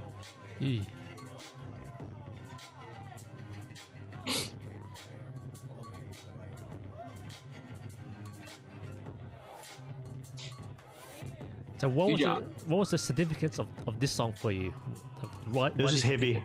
It was just heavy. I was really into like really thick, heavy, aggressive popping tracks during this period. What year is this, you guys? What year? 2005. 2005. Yeah. So do you think like your dance is like heaps better from that Dancekool we just watched before? Yeah. Yeah, I could feel it too. Like I was a lot more deliberate about what I was doing, because I understood what I could do that was about what I was feeling, and not just about piecing together these drilled components of the dance. So I feel like it was kind of the first period of me actually dancing properly. I got to ask, man, did you know how good you were at that time? No, It's like you were just doing it, yeah? Yeah, I was in a student mode. I'm still in a student mode. It's really hard to know. Like, I know when it feels good. You know, like after that set, I felt pretty good. Like, did you watch, like at that time, I know there was no YouTube, but like, did you ever hear about poppers from other countries? Or, I mean, you know about Pop, the guys in Australia, but elsewhere? No, I actually ignored it. Like, I just didn't bother looking at anyone. Yeah. I was only looking at the EBs and some really old footage, like stuff that they would have been referencing. But outside, because I was referencing all kinds of stuff, like even like the Nicholas brothers, you know, the old tap dance duo. I was researching stuff like that. I wasn't even looking at like my contemporaries at that time because, as far as I saw it, we're all students and we're all trying to figure it out. So I didn't want to learn from someone who didn't know the answers. You know, I wanted to learn from the guys that knew the answers. I just, you know, in my head, I picture these matchups with, like, for example, this group here versus a group who, let's say, similar age to you guys, also learning from the EBs, let's say, at that time, perhaps like Kid Boogie and J Smooth and Machine Gun Funk. Like, I would love to have seen a battle at that time between those, like a Dark Connection versus Machine Gun Funk. I imagine they would have smoked us. But like, you know, and like animated beat mechanics like ABM, like I would have loved. Actually, now that you mention it, I was aware of those guys. Yeah, they were great. Yeah, there were some dudes that were just so tight, you know, like so tight with their control. I was happy. I was actually trying to be a little bit, not whack, just a little bit, not as tidy, if that makes sense. I just wanted it to look a bit raw. Like there's this one dude who isn't gonna look like a nice packaged boogaloo dude. You know, I wanted to have all the stuff to do the dance, but I didn't want it to come out. Right. And I think that was probably what you're seeing in the difference between my 2004 footage and several months later seeing this, is like I was starting to rough up those edges and I was starting to like cut corners and just make it a little more organic, you know? Yeah, I would love to have seen a battle. I know it was really hard probably at that time, obviously, to organize a crew battle and all that sort of thing, but I don't know, man, like I would have just loved to see it. I feel like watching all of you there, you know, you're fresh in your own ways. Do you know what I mean? And yeah, I really loved that about these dudes, was like we're all really different, you know, at really different stages of our dance lives and different ways of getting into doing this one dance. And we're kind of like almost like misfits, you know, like we just kind of jammed together because we like each other. It wasn't even about the dance, you know. I liked that about Star Connection. We had no obligation to each other to perform, you know, and I think that's what makes it good, is we just liked each other's company. We had similar feelings about the things we enjoyed, and that was it. That's how I formed Star Connection. It wasn't even about popping. Yeah. Hey, it can still happen, Jack. I know. With Zoom and all. Because like Keanu and I, for example, like for me, I saw you when I was like 15 at that Dancekool event at the car show, Auto Salon, and Keanu has never met you, but he's watched you and stuff. But like Keanu and I used to watch a lot of like MGF vs ABM, that big crew battle. But you know, in my head, thinking about, you know, the locals here going up against those guys, it would have been awesome to see. I wanted to ask, did you travel overseas for dance, and if so, where? And all so from my time in Australia, I was trying really hard to turn it into a full-time thing. I really wanted to dance forever and dance full-time and make that just how I earn my living. So I was picking up a lot and learning a lot through Benny and Nacho, because they were teeing up these gigs like all the time. They had their relationships with the people running the studios, especially Nacho having the professional side of his work in TV. It was really educational to see how these guys pull on all these resources and make it happen. So coming back to New Zealand, I was like, there's no way I'm going to do this here. There's no scene, there's no opportunities, there's no money. How am I going to do this? And thankfully, I made good connections at Culture Moves, which was the event I came back for in 2005, where Sugarpop was. And I met a bunch of great dancers there, including a group from Hawaii called Pupukahi. And they were just a dance group from a high school, but led by an incredible person. His name's Michael Kasapang, and he's their teacher. He's their Sugarpop, essentially. Right. And they did some amazing performances. And we hit it off. We were like good buddies straight away. Like they came and took some of my classes. They took the Sugarpop classes from that weekend. And yeah, we liked each other so much that he was the first guy to bring me out of New Zealand and get me to teach. It seemed like I taught for a month in Hawaii. Wow, really? At the school, pretty much. Yeah, I was there for like 3 weeks. And I didn't expect it, but he had set up this schedule for me, teaching pretty much all day, every day with these kids. So I'll actually send you some footage of this so you guys can watch it. But I did b-boying, boogaloo, a little bit of locking, but mainly b-boying and boogaloo. We did a show together. So I had on stage like 90 kids all doing top rocks. Wow. And doing some popping, so they'd swap in and out. It was huge. And we performed at the Hawaii Theatre for that excursion. So that became a regular thing for me. I was going out to Hawaii every year. Oh my God. You're making Jack jealous. My dream. and doing these shows, but it was thanks to Michael. We call him Lanakila. That's his name. So thanks to him, he gave me that opportunity, and it was just nice. Again, you know, like I go for the people, and then we share the dance once we get there, you know, but I'm never really thinking about the work as such.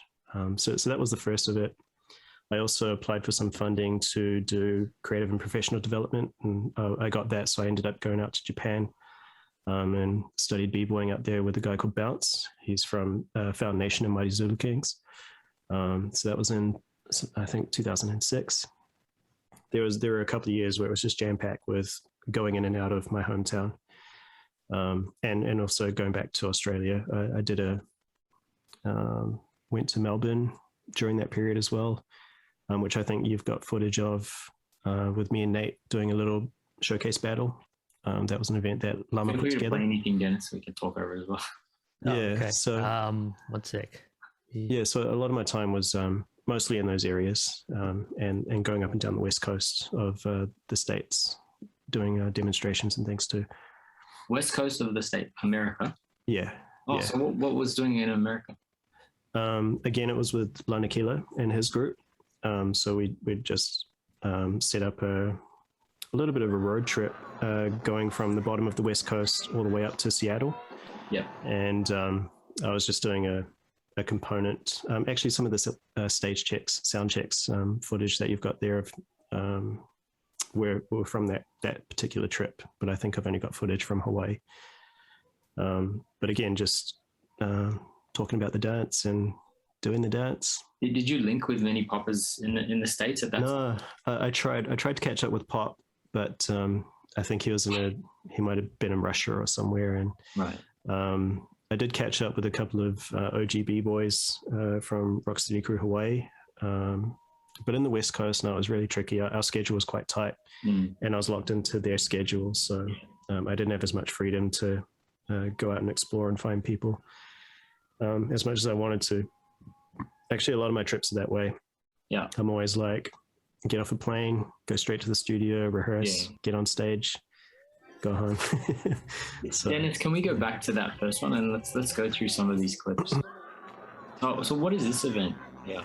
This is with Benny Benz and the Systematic B-Boy crew from Perth. This is at a local nightclub that Rami, who was one of the guys in Systematic, he would host there like every other week. So we just had a show lined up. And this is my first performance in Australia. It looks crazy, man. Wait. What year is this? 2004, before I came to Sydney. Okay.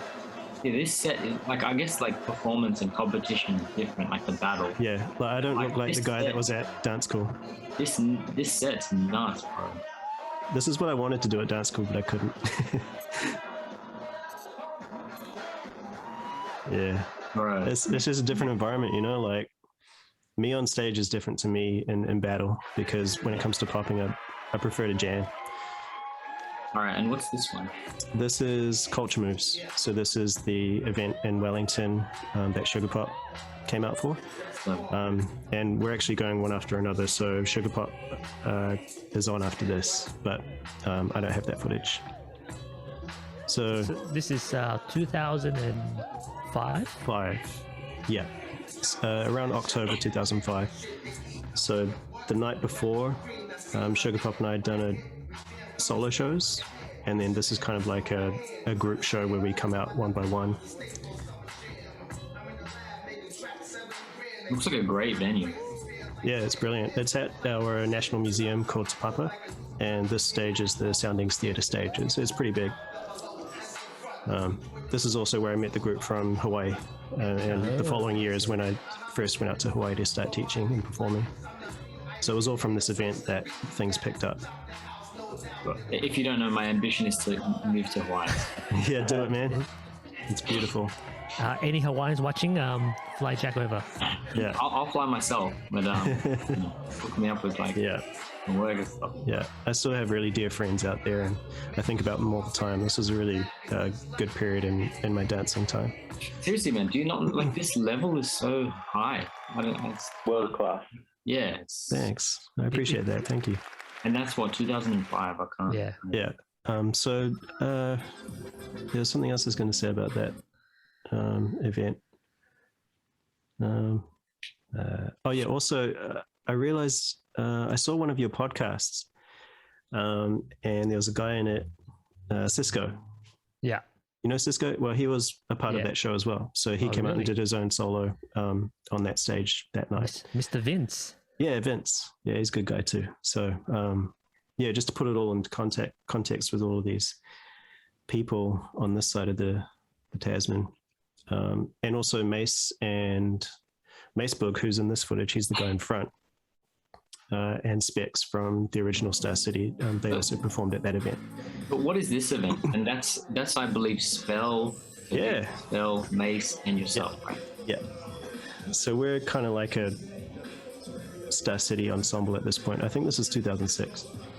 And this event is called Beat Street, which was held in Hamilton, which is Upper North Island.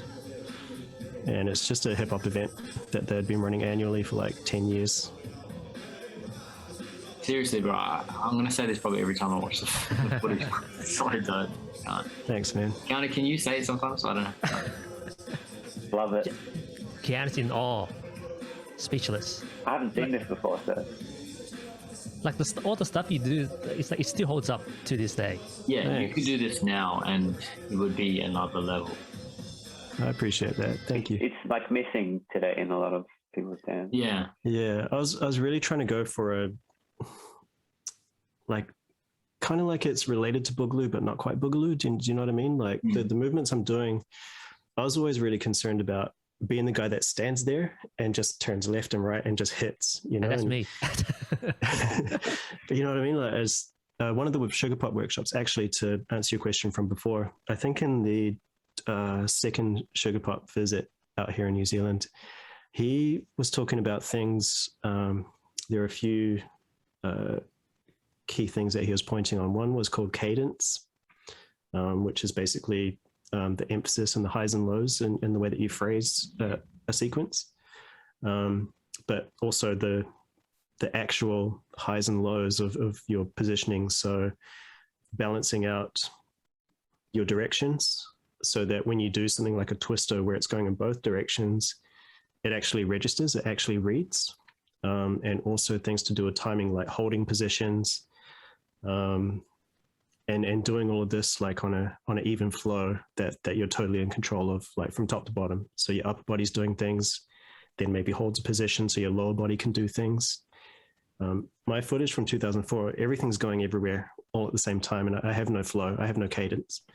And what you're seeing in this footage is the work I'd put in to fix that based on those concepts that Sugarpop had taught us the second time. Yeah, so that's probably why it looks a lot different by this point. Yeah, the level up is the progression. I feel is so. I mean, obviously you're working heaps hard at it and stuff, and that second pop workshop helped so much. But yeah, it really just shot up. You look so comfortable. Just before we get into this clip, I wanted to ask, so how did you get down with like Mace and Spell and? So Spell, him and do you guys know Curve? Yeah, I think I B-Boy. So those two are from Hamilton, where the Beat Street event normally happens. And so they would see us at the events. And I think there was a period of time that I think they told me this, that they were just kind of following us around and, wanting to just be around. And those two are super talented. Like Curve is an incredible B-boy, really good drummer too, really great musician. Spell is just one of those multifaceted artists. He's incredible DJ, makes music, incredible graffiti writer, and a pretty good dancer as well. So he was popping, and so we ended up in the same crew at some point. When they got a bit older, Curve and Spell joined our B-Boy crew, which went from Time Bandits crew to being called Step Kings. So Step Kings was just B-Boys. There was no other hip-hop elements in that group. And those guys came into it. And Mace was always on his own, but when it came to popping, he was just one of those guys that had established himself as one of the poppers in our scene, in our local scene. Now he's an anomaly because he taught himself, had nothing to do with me. He was at the Sugarpop workshops, I think, the first time, but I feel like I have to double check that, because I feel like he might not have been there. And the fact that he's as good as he is without having been at those workshops is crazy. He would have learned everything second and third hand from us somehow. But then went away and actually put in the work on his own. So where he's at now and where he was at back then is just like, wow, this guy's really doing it. Like he's just making it happen, and he seems to have a way of understanding the information enough to just make it happen the right way, or a way that works. So we ended up dancing together. This was just a real quick throw together routine that we did the night before. You know how it goes. You do like your Fresnos and your walkouts, and then solo, and then you do some more like combos. Yeah, exactly right. Yeah, that's what this is. So what's this one now? This next footage. This is, I think, from 2010. This was the only popping show I'd ever done in front of my family. Oh wow. And it was back in my hometown. So the group from Hawaii that I've been working with for a few years by this point came to my hometown, and they performed there. So they got me in, they're like, let's do it like how we always do it, and you do your set and we'll do ours. So what were they doing now? Were they b-boys or? Oh, they were hula dancers. Okay, so cool. Traditional stuff. So the Culture Moves event, where all the indigenous groups came together doing either traditional stuff or contemporary stuff, they were doing traditional stuff. Oh, that's so cool. Yeah. And what was your family's reaction seeing you perform? Oh, that's nice. Oh, that's good. Yeah. Yeah. Just typical, like, I don't even know if they understood what I've been doing all this time, to be honest. Did they see that your dedication to the dance, or even funk? And... I don't know. I'm not sure. Because outside of all of this, they only know me as an artist. They only know me as an illustrator.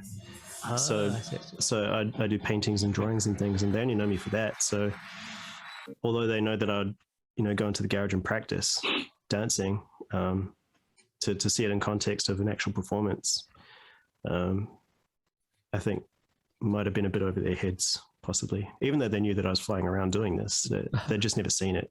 Yeah, so I'm not too sure. How about now? Do they? I guess. Are you still dancing now? Yeah, but I'm not performing anymore. So my last stage performance, I think, was in 2014.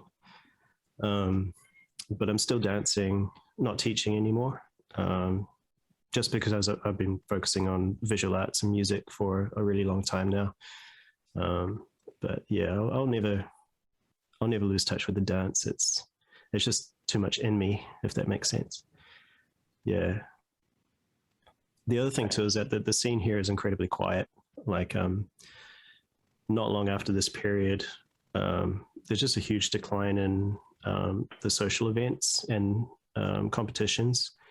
And there was a big shift from the stuff that we were doing and popping, locking, and b-boying to more like the urban choreography stuff with those world hip hop championships and things like that. So a lot of people were getting more interested in that.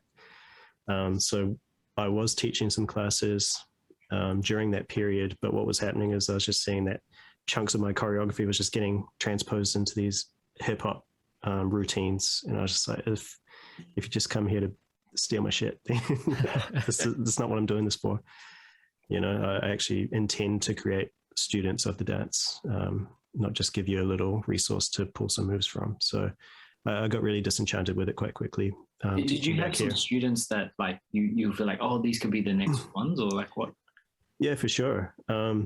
But by the time I'd gone around to doing classes with them, it was pretty clear that they're on the right track anyway. So I felt like that they didn't need me for that. You know, I felt like if they just continued doing what they were doing, they'd be fine.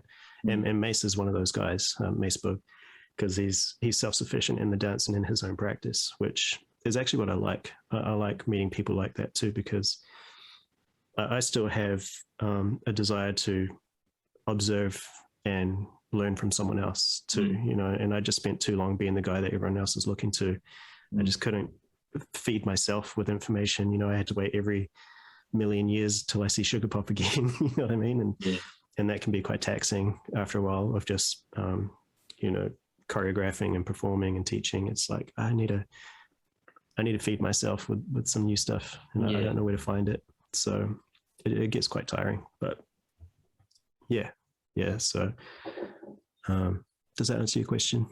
Yeah, man. Like, I've just always wondered, like, I don't know, man, like, because for me, you've been on such a level since like 2004 or 5. And I just wanted, I was like scared. Oh my God, the New Zealand thing is going to be like next level. And then I went there I think the first time I went there was, look, I can't remember, but I remember I went there in 2012 for Easy Street Battle. Oh, did you? That's the Mr. Wiggles and Hojin were there. That's right. Wow. Yeah, but like you weren't there. Like I was like waiting to see Future, and I think I've told Pop so many times he's probably annoyed at me. Like, hey, have you talked to Future? Like over the years, because at that time I'm like, Future is Pop's student, so I'd always be like, hey Pop, how's Future, whatever. Oh man, that's funny. I feel bad for not being there. So during that period, like I never talked to Pop because I always felt like I don't want to bother the guy. You know, like.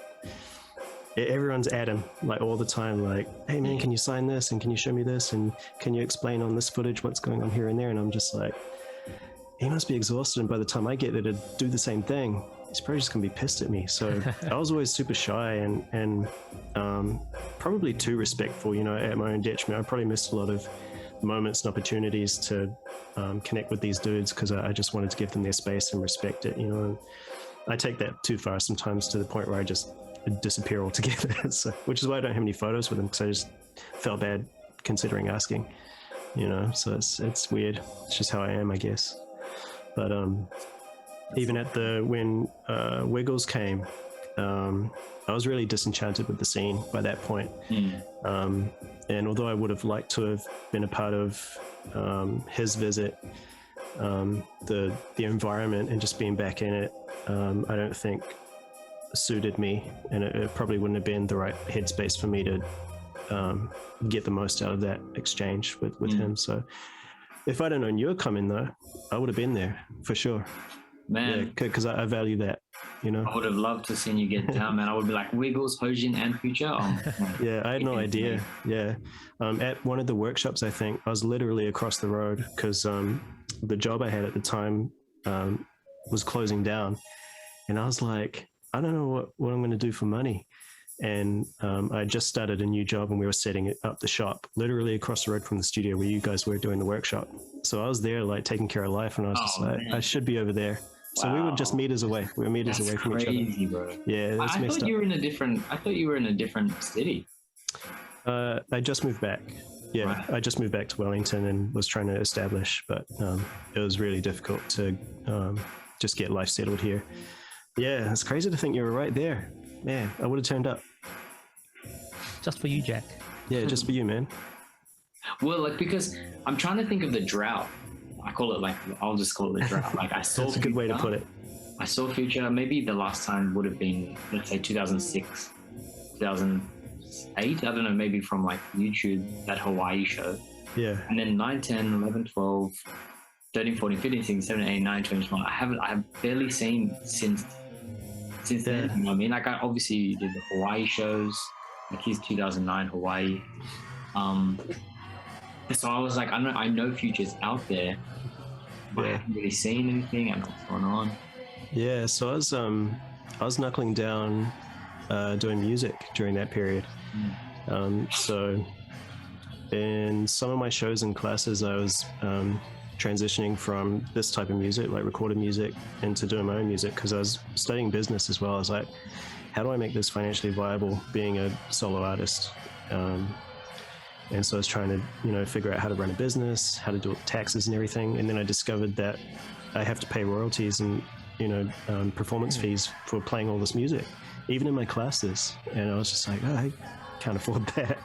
So I started producing my own music and doing shows to that. And then I just ended up making music and not dancing. I couldn't tee up studio time here. It was really tricky. And I couldn't run classes the same way I was running them in Australia. So I ended up just having like a handful of students, and the fees were really low, and I just couldn't afford it. So which part of New Zealand was this? Was in Wellington that I was trying to do all this. So I was getting the odd performance gig here in New Zealand. So I was doing a few shows, maybe like 4 or 5 a year. That would pay pretty decent, but I knew that I couldn't continue that for too much longer. And so it ended up that all of my performance work was overseas. So either I'd go to Australia or I'd go to Hawaii, do those shows and come home and just be a regular dude and make music. So it's probably why you see that the footage is quite spotty. You know, there's very little of it because it's just from those few trips that I was taking out. Speaking of music, I've got this clip that you produced the music for. Oh, whoa. Jeez. Yeah, so this was the backstory. So Nacho had hooked up this gig as one of the choreographers on this show, So You Think You Can Dance Australia. And he wanted to do something really weird with the animation hip hop routine. And he's like, can you produce something kind of weird? I want it to start off like there's an ice cream truck. And then I want it to sound kind of like electro, but really industrial and robotic and just a bit weird. So I was like, I think I can. And he was like, we'll pay you for it. And I was like, yeah, I can definitely do that. So yeah, it's not really the type of stuff that I make, but because it's Nacho, and I was like, yeah, that'd be cool. I'll help you out. So, and he helped me out too. So these poor people. This girl almost cried when she heard it. She did cry. Poor thing. That's how I felt when Dindada played on our battle, Danis. I see. I was like, what am I going to do? Oh, she's great. Oh, yeah. Wow. So, yeah, it's kind of weird how, like, over time we end up in these areas doing other projects and we kind of come back together again. You know, this is a Star Connection collaboration you probably wouldn't realize is actually happening, but it's happening. I still remember when this routine came out, people, some of the comments was like, oh, what's the song name? What's the song name? What's the song name? Yeah, I can't find it. Yeah, I started seeing those comments too. I hadn't registered it or something in order to get the royalties from it. If I did release it, it would have just been like a bootleg release. And then I just never got around to it at all. So that's one of those songs that died on my hard drive along with all my other footage and photos. So when the performance came out, did it match what you visualized? No, I had no idea what Nacho was planning for this. He kind of gave me a general brief. I did this, sent it to him. He made some adjustments, sent it back. I added some extra bits, and then he took it and did the final edit and put this together. So I didn't see it until this finally aired. I think like a month later or something. Yeah. What year was this, Dennis? I think it was 2009 or 8. That sounds about right. Yeah, it's around about then. 2008. Did this open doors for you for your music as well? No, no, because no one knew who it was. Like I hadn't really made it known that this is what I'd done. And yeah, this was kind of like a one-off. It was fun though. It was cool to do something with Nacho again, even if it was not dancing.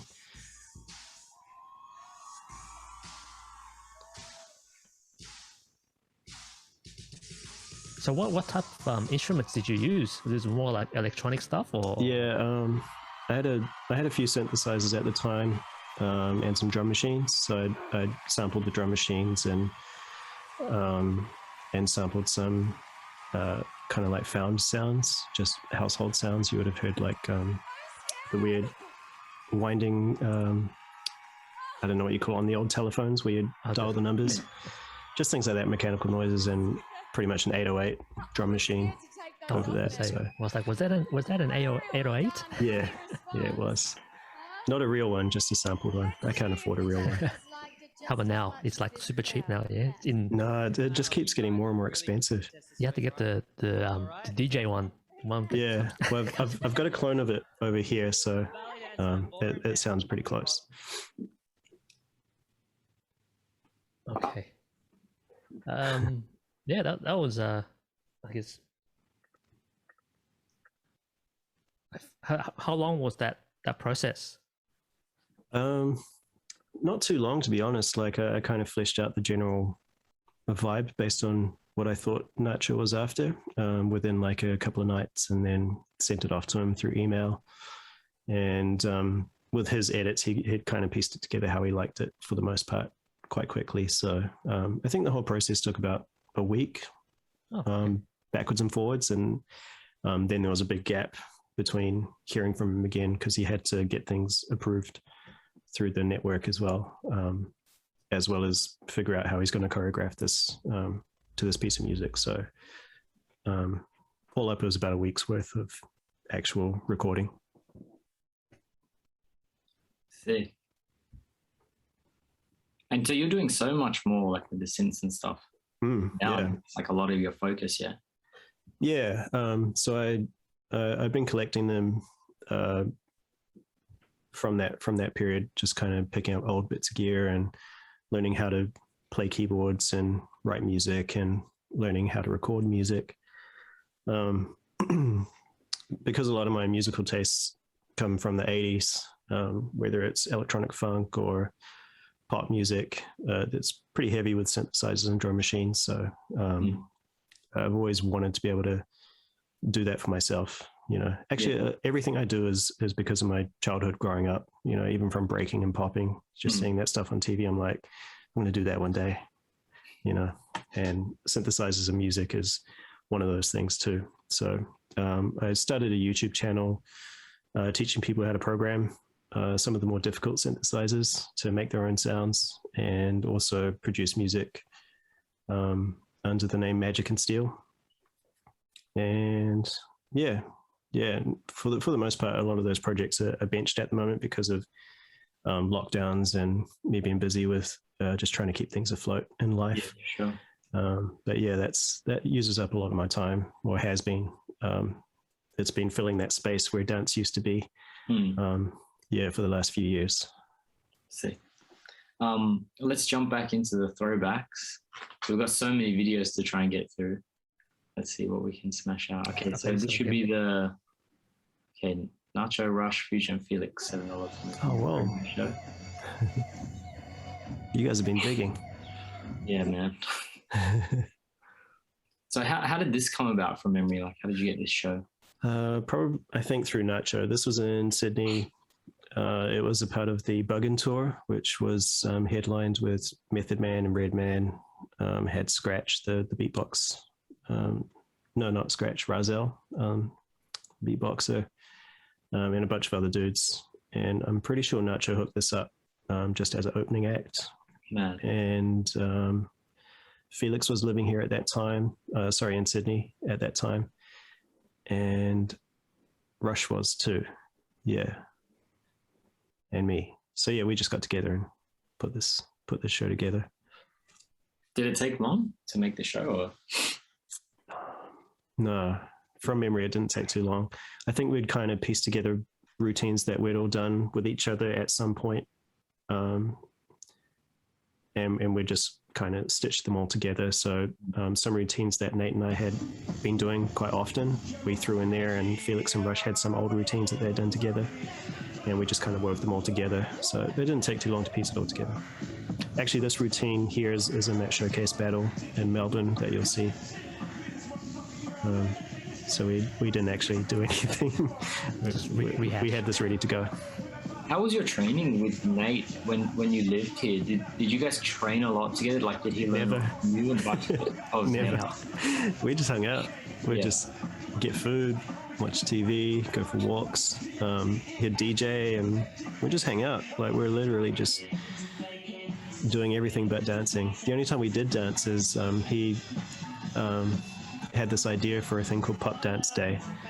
And I think you did one of these too, maybe. I feel like I saw footage of it, Jack, where you were popping with Nate. But basically at his apartment, we'd just hook up a camera, and for the week, we'd just throw music from his iTunes into a folder called Pop Dance Day, and would just run that playlist and dance to it until the playlist is over. And whatever the song was, it didn't matter, you had to dance to it. So there'd be some curveballs in there, where it'd be like, Phil Collins or just something weird. Here's Felix. I can't remember doing that. I might have. I can't remember. Yeah. Felix, that was Rush before. How was your relationship with Felix? It was good. We hung out quite a bit. Normally wherever there was like a jam or classes happening. And this is you? Yeah, that's me. I'm b-boying.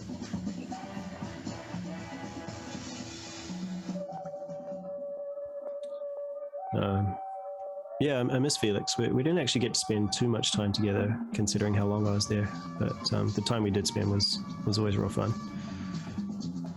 How about Rush? Yeah, likewise. I actually got to meet Rush properly in Australia and not here. I'd heard about Rush through his crew from Tauranga. They're called Blackout.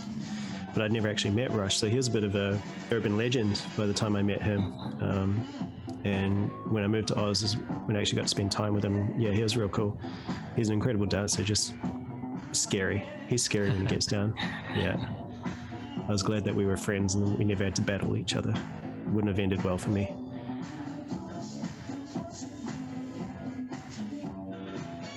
Did you know much about Nate's popping history? No, not at all. I met him, like I say, that summer in 2004 at Bodyrock. And didn't actually see him dance too much then either, to be honest. Like it was more the Fresh Socks dudes that were doing a lot of dancing. We did have one popping session at that event, and that was kind of it. So it was when I came out for Dancekool, when he invited me to stay at his place and just come to the event, that I got to know him personally and hang out a bit more. I want to give a big shout out to Nate for this footage, which is actually from you. You gave it to Nate. And Nate lent it to me. And then you gave it to me. And... Yes. Now this footage is doing the rounds. So yeah, Nate's very keen for this podcast. So shout out, Nacho Pop. Yeah, shout out. Miss you, bro.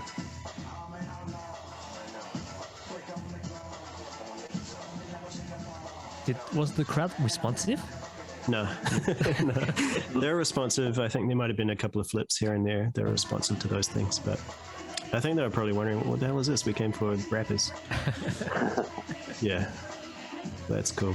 Do you remember? You don't have to say how much it was, but was the pay reasonable at that time for a show like this? Or was it exposure based?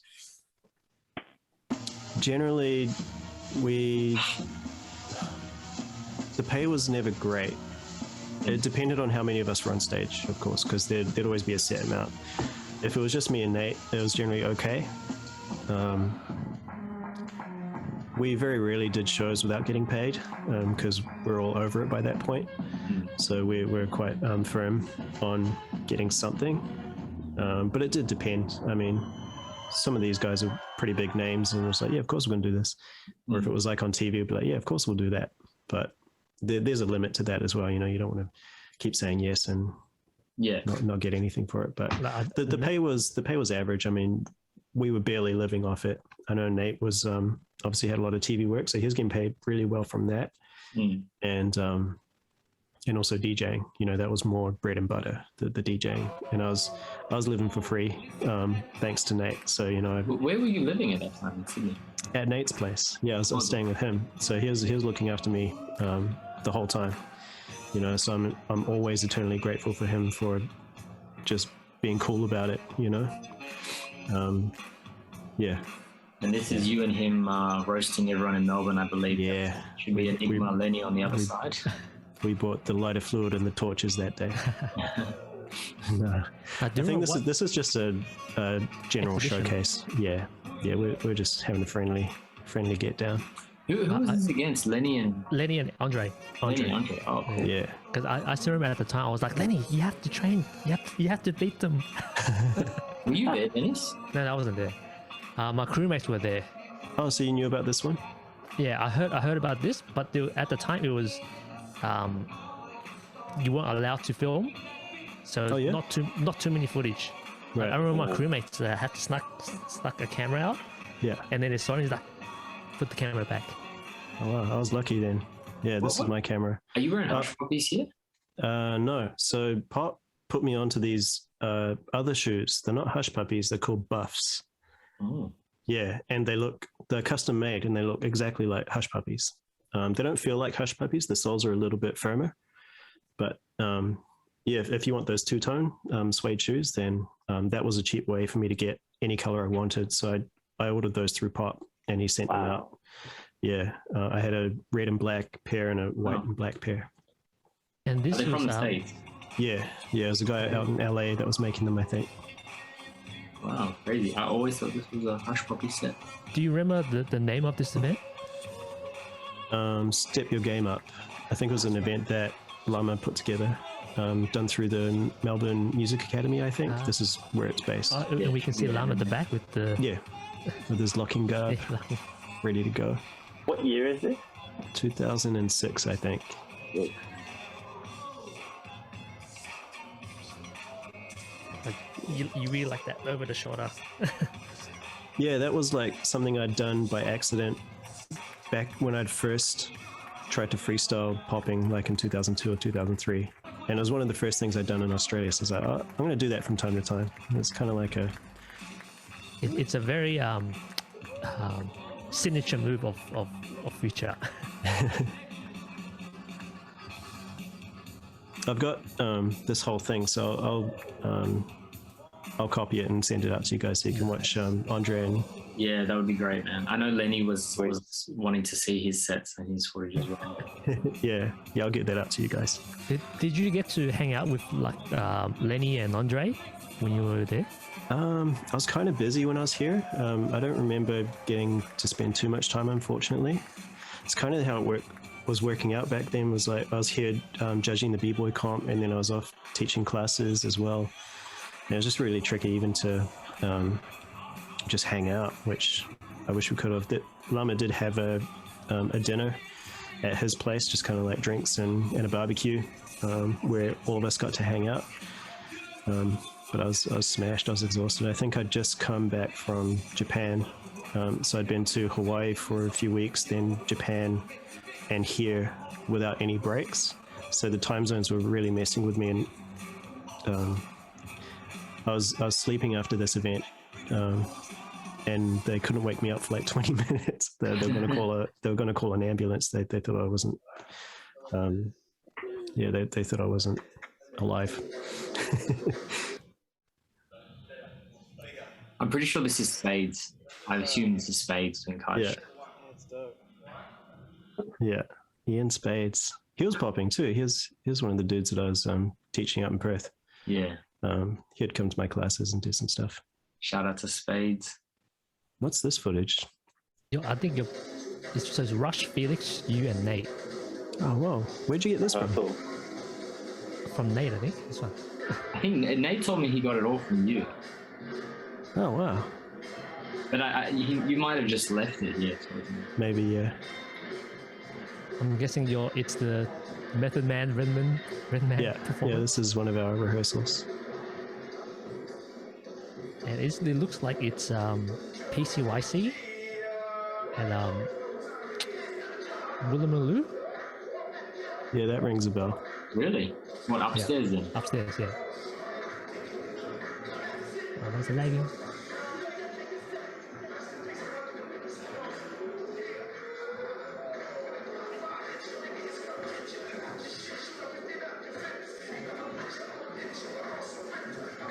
That's cool.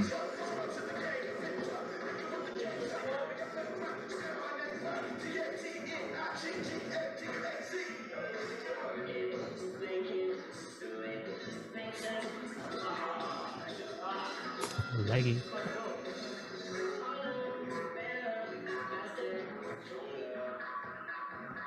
And then the other ones. Do you remember this event?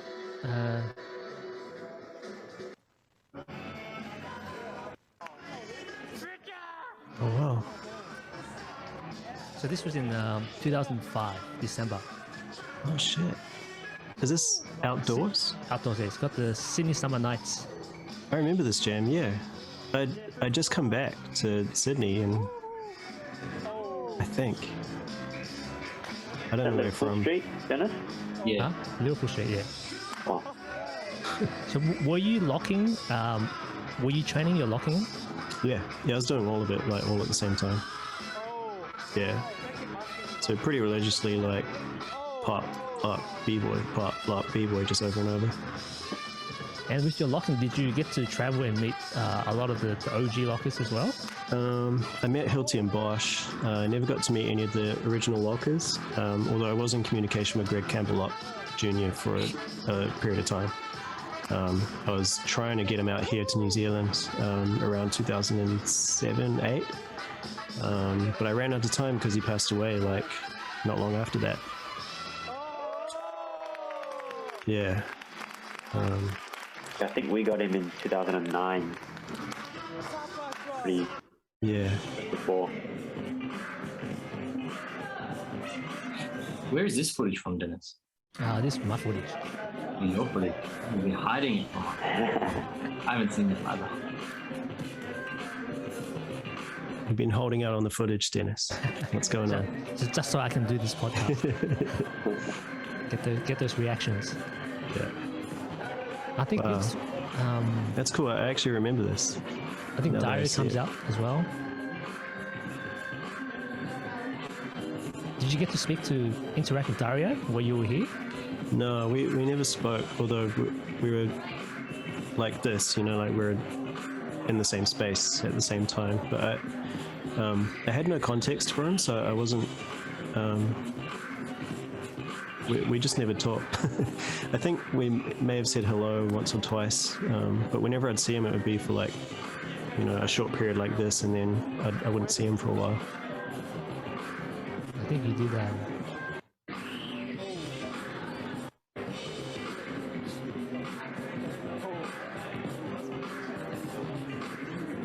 What was this?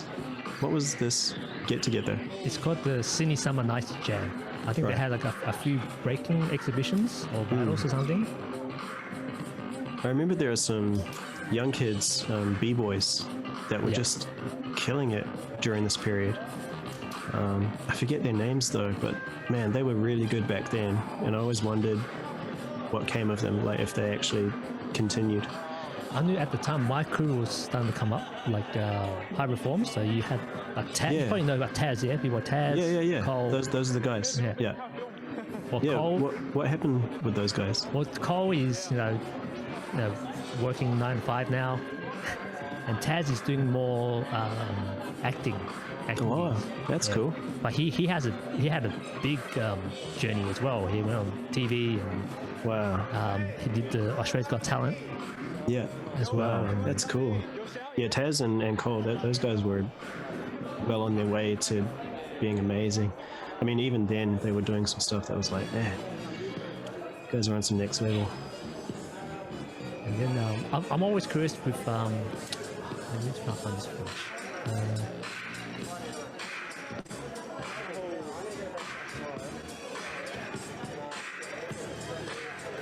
This is so fun. It's just so fun to just be outside and hanging out.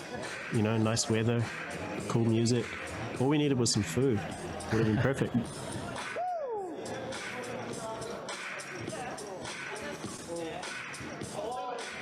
Because at the time, me and my crewmates, we were like, "Oh, Future's so good," and we're like religiously watching you.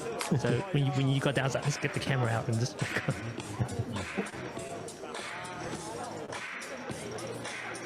And then I'm always curious of this song name. This one. Oh wow. Bodyrock. Yeah. You gotta have the sweatbands on. Yeah. It was a hot day. I'm not doing it without the sweatbands. And you did a really cool ending as well.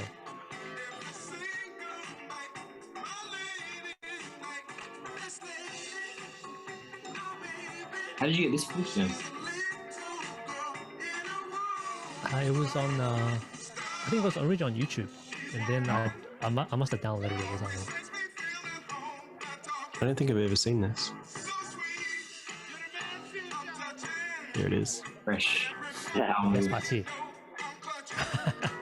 You dropped your hat, Yeah.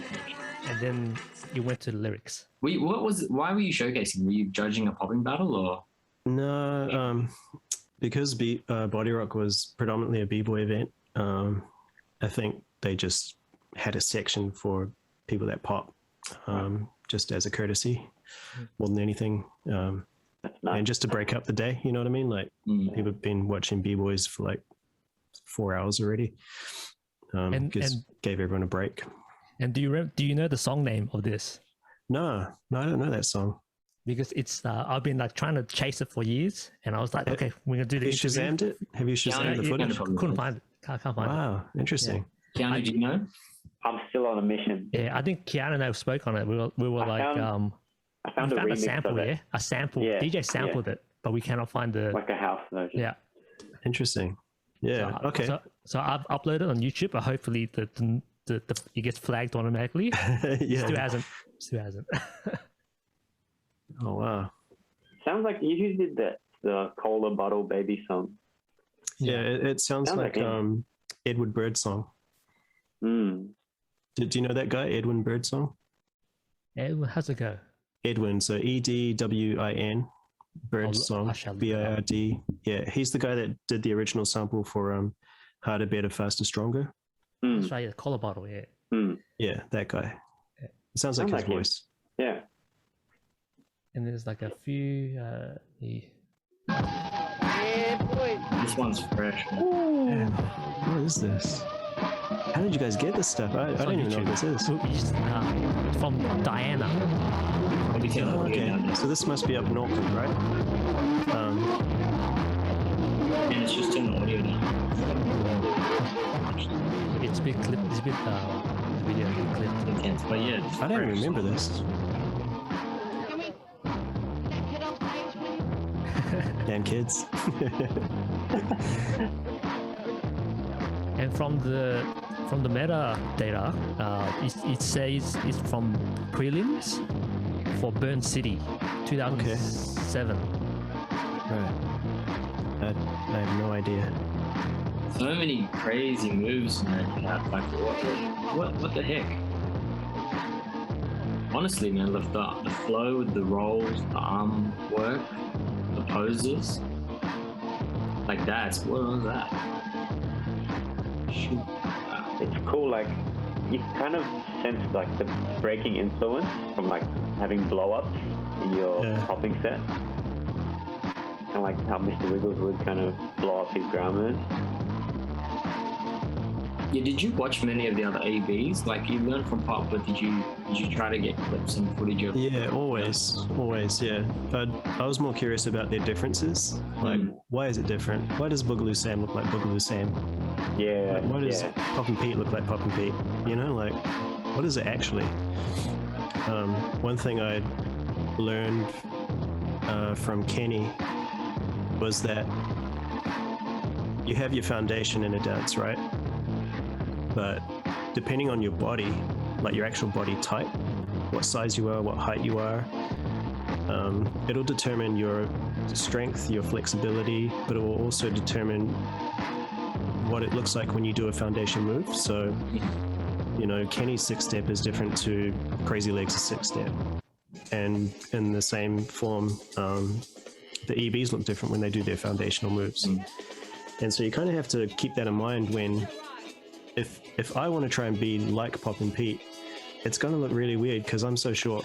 You know, like it's not going to translate the same. Somebody like Nate would have a better chance than me trying to do what Pete's doing.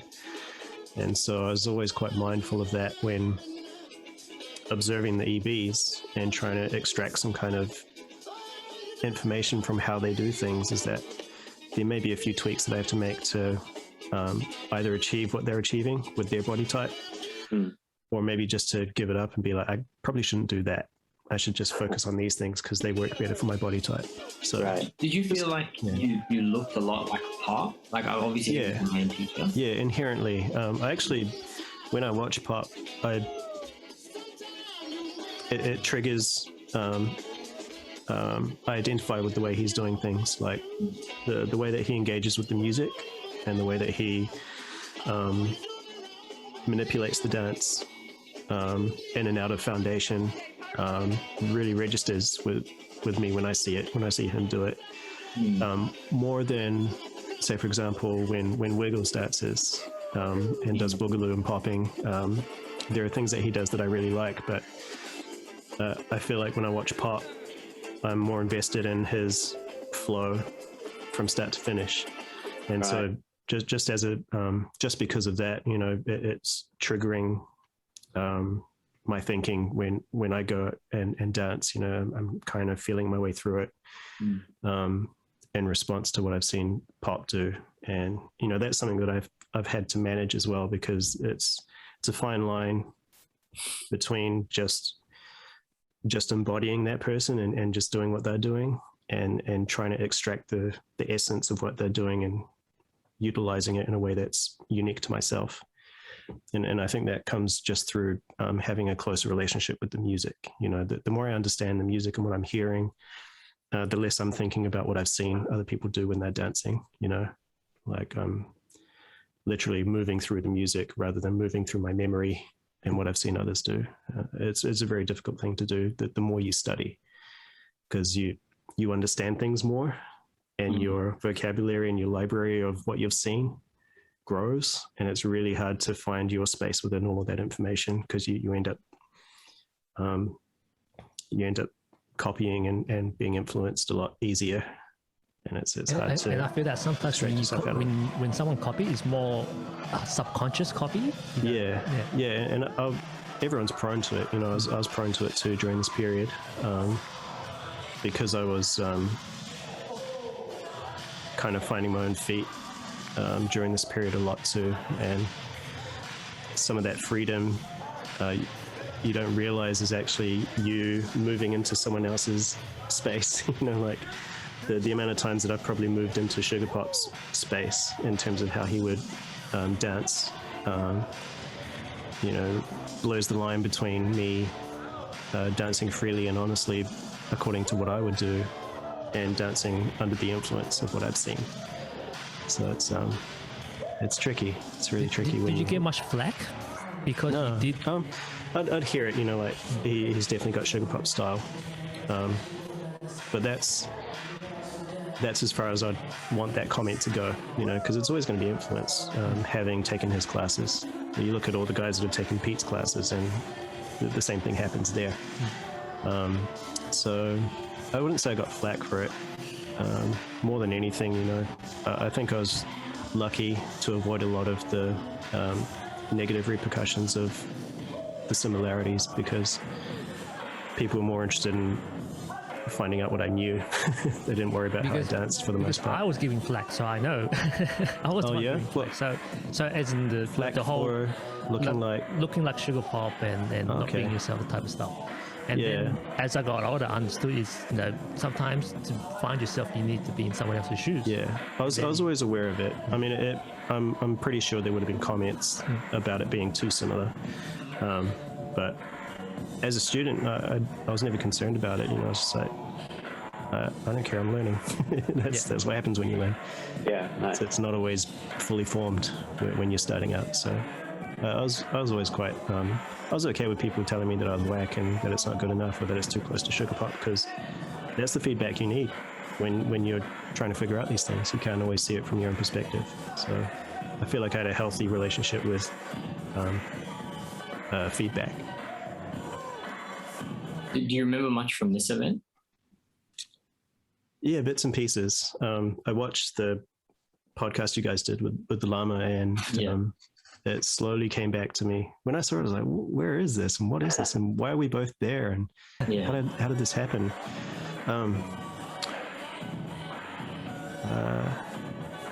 Because I'm pretty sure you were judging the breaking for this event. Was I? Yeah. Wow. And I still remember the DJ was playing electro, and you said you turned to the DJ and go, "No electro, please." Yeah. So and then you telling the story with what happened with Sugarpop, and I was like, okay, it's it came from that. I was trying to just look out for the dudes. You know, it's like, you know, that they're not practicing to whatever the DJ decides. They're practicing weeks and weeks to other things, and it's probably what we know is related to the dance. So I was like, give them this stuff, you know, give them the right things to have a good jam to, at least, you know. It's not the DJ's fault, by the way, you know, like, he's not a dancer, you know, necessarily. He's not popping every other day and taking Sugarpop classes, so it's an innocent mistake, but he's good about it too, you know, he understood. So, yeah. I just didn't want more Dancekool footage. I didn't want to be under that pressure. I'm like, I don't want to do Dendada again, please. And another thing is, you know, at the time, like we explained it in the podcast as well, is having like us, a lot of the poppers and even dancers in the scene community, we looked up to Llama, and then seeing Llama looking up to you, we were like, oh, okay. Yeah, that's crazy. I was trying to think why we're all there. Oh, this might have been right after the Seven Shaddows event. That's why we're all there. So it was December, so Super Roundbox. Now it makes sense, yeah.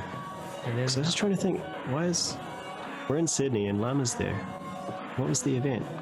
So it was, in terms of timing, from the dates that are right now, it's the showcase was the day before, so Friday, and this was on Saturday. Oh, that's cool. Yeah, because Fresh Socks are there and they're battling. Yeah, of course, so everyone's there. I remember catching the train, actually, with a couple of the dudes, and I was actually quite concerned about this battle because these guys are sick. This is the final, right? It's Yun and Hiro Pop. Yeah. This was fun.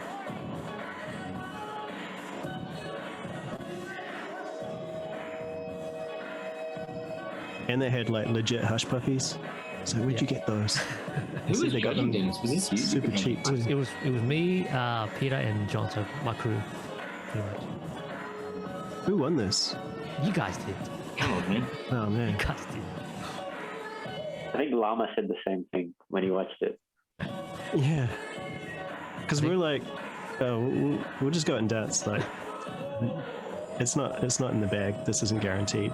Because those guys were sick. And they were going for it too. And we, the judges, were biased, like for you. And they looked fresh.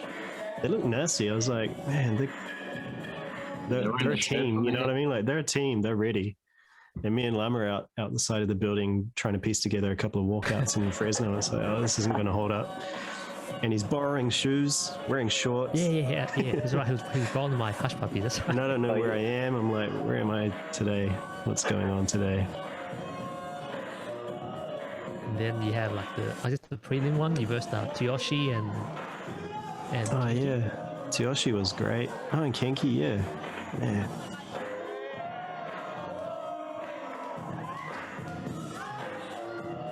So was this the outside routine you guys made up? Yeah, I think so. Yeah, that's why it only lasted 2 seconds. Are you in contact with Llama? No, not so much. Like we're on social media together, but I'm barely on social media. I just have it there for family and now friends. You know, the few that have been able to find me. So well done, Jack. Keeping in touch. But no, I haven't spoken to Llama in a while. We were catching up maybe a few years ago, and we did a Zoom chat, and I showed him some footage, and we just caught up a few years ago. Yeah, but I'd like to see everyone, all you guys, and you guys need to do like a Star Connection reunion. Yeah, we should. I'd be down for that. I was actually, I think it was Hiro. Yeah, I think he got in touch with me years ago, trying to get me out to Sydney, maybe around 2011. But I couldn't do it. I was in the midst of transitioning between jobs and moving and stuff. So I was like, sorry, man, I'll try, but I don't think I can. And he was on my case about it too. He was like, can you make it? Can you make it? I was like, man, you're teasing me now. I wish I could. So speaking of returning, are you going to return to the, I guess be, passing on your knowledge like how you were teaching before? Yeah, I'd love to. Like, I'm never against the possibility of just answering people's questions and showing them things. I've just gotten really selective about why it's done. Like if you guys ever want to learn anything or ask me any questions, I'm always available to you guys.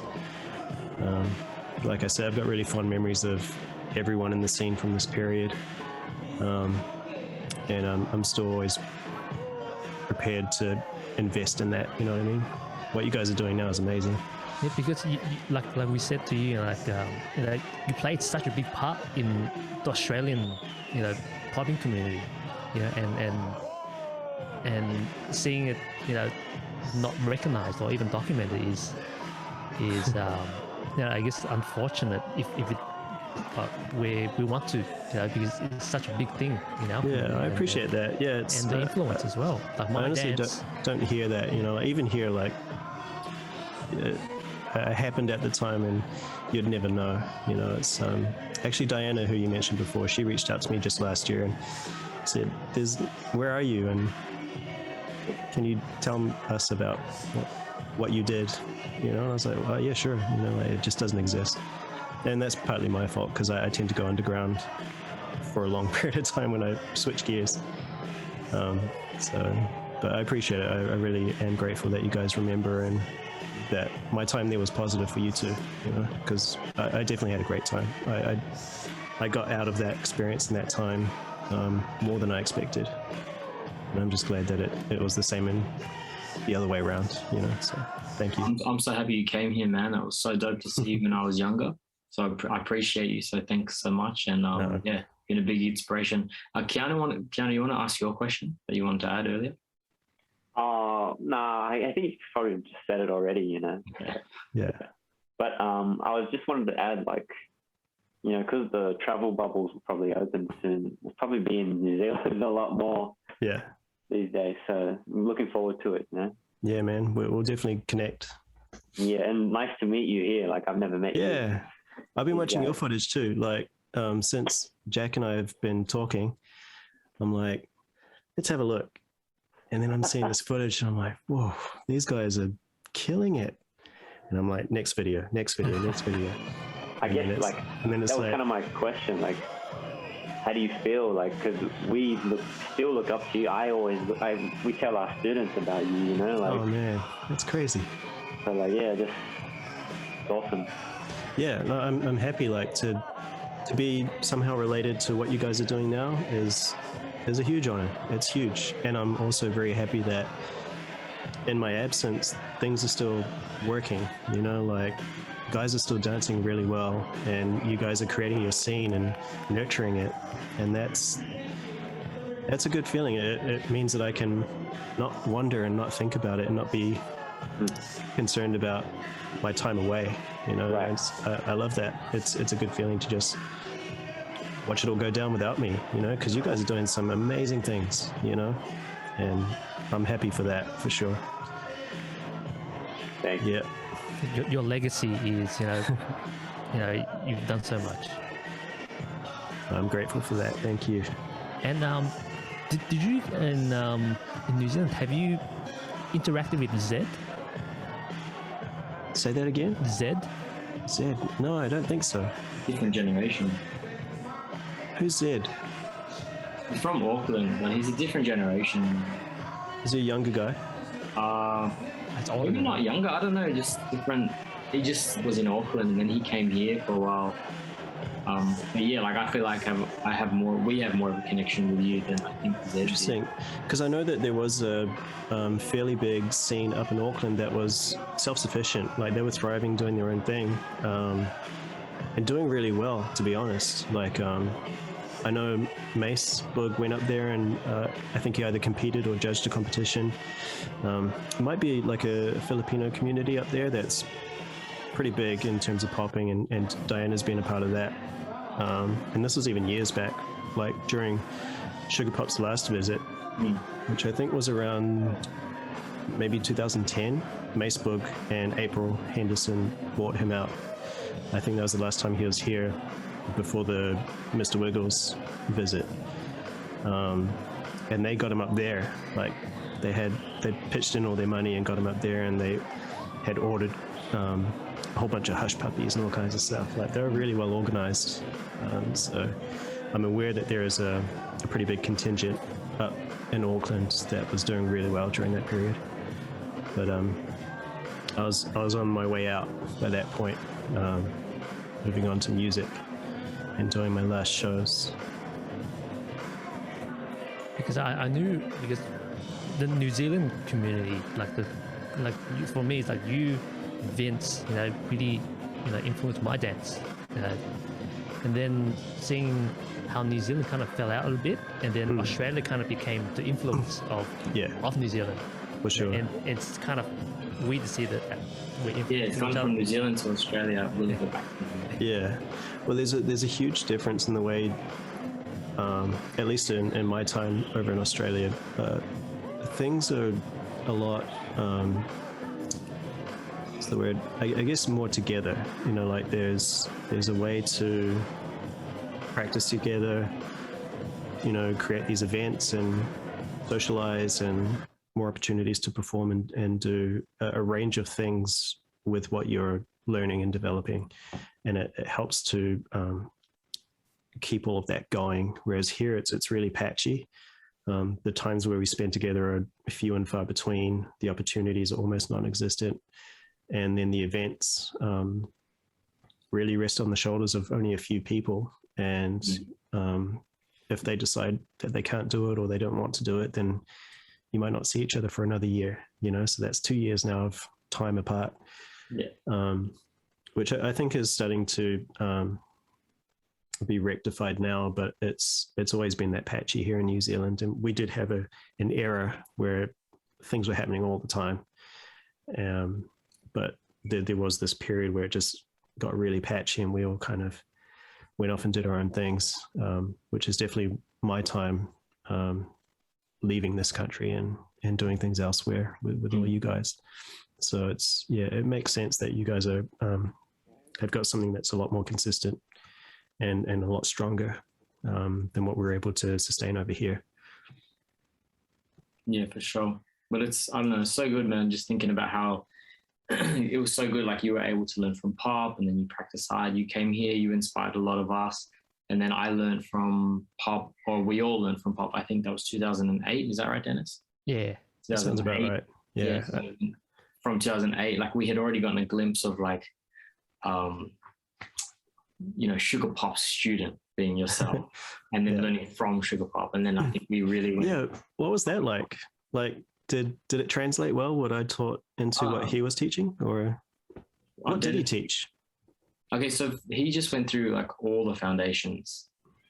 He just really smashed out all the foundations and roles and dance. He did a lot of stories and everything. So I think it was like this for us, like here, and then as soon as we took that workshop, it was like, that's what happens, right? It's clear as day when someone like that says it and does it. Like, I feel like you kind of gave the framework, and then he's like the extra little details. Yeah. I think he helped like validate like what we were doing wrong, what we were doing right. That was like what Ken Swift did for you guys, kind of. Yeah. And that's the other thing too, like whatever you guys were able to take away from anything that I did or that I taught, once you get that second pass over it, once Sugarpop comes in and gives you a second pass over all of that information, it goes like that. Like your understanding of everything not only gets galvanized, but it just, you see the path clearer and further. Yeah. And so everything you do in your practice and everything you hear in the music is like, I know exactly what's going on. I just need to get my body there to do it, And it's easy after that. Like you see on my second, when I came back after the second Sugarpop workshop, it's like, just something's changed in my head just from a second exposure to a teacher. Yeah, it's crazy how it can help that much. Yeah, it is crazy. Teachers will do that. And the feeling too. It's like, just you go from a level of kind of like organized confusion to a level of comfort, and it all of a sudden it becomes fun. I like that word, organized confusion. yeah. All right, we'll probably bring it into finish. I honestly feel like we could talk for hours more, and we should probably do a part 2. I'm sure. We can do this again for sure. I'll make time for you guys. Keanu, did you have any last questions you wanted to ask? Pretty good. I'm pretty satisfied. Any viewer questions, Jack? Let me just go through them. I wanted to ask about this picture too. So who did the piece behind you? That was done. So this was at the 2004 Bodyrock where I met all the Aussie guys. So Lama, Nate, and Benny. So it was a pretty cool event, that one, because a lot of cool stuff happened. This piece was, normally they'd commission a mural to be done at the event. So they started in the morning, and by the time we finished all the dancing and all the competitions, by the afternoon it's complete. So I posed for this in the morning, and then they used the photo as a reference and painted it. So I think the actual character of me in the middle was done by Elliot. I forget his last name, but he goes by the name Askew, and he's a part of a graffiti crew up in Auckland called TMD. He's the whole crew's amazing. Like they do some amazing work. But I'm pretty sure he's the one who did that in the middle. Sick. Oh, that's a super dope photo. I have some questions. One from Ko Yamada. He said, "Are you from the future?" Now I am. So there was others from like Annie. She asked about your dance journey, which we've gone through. Mina has asked several questions, mostly which what we've gone over already, like your inspirations, your practice, your main teacher. We've kind of talked about all this the New Zealand Australian scene when you started.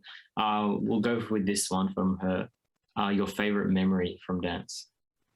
I don't have a favorite specific memory from one time, but my favorite period during my dance time, being fully active, would be my time in Australia, both in Perth and Sydney. Like that whole chunk of time probably adds up to about a year.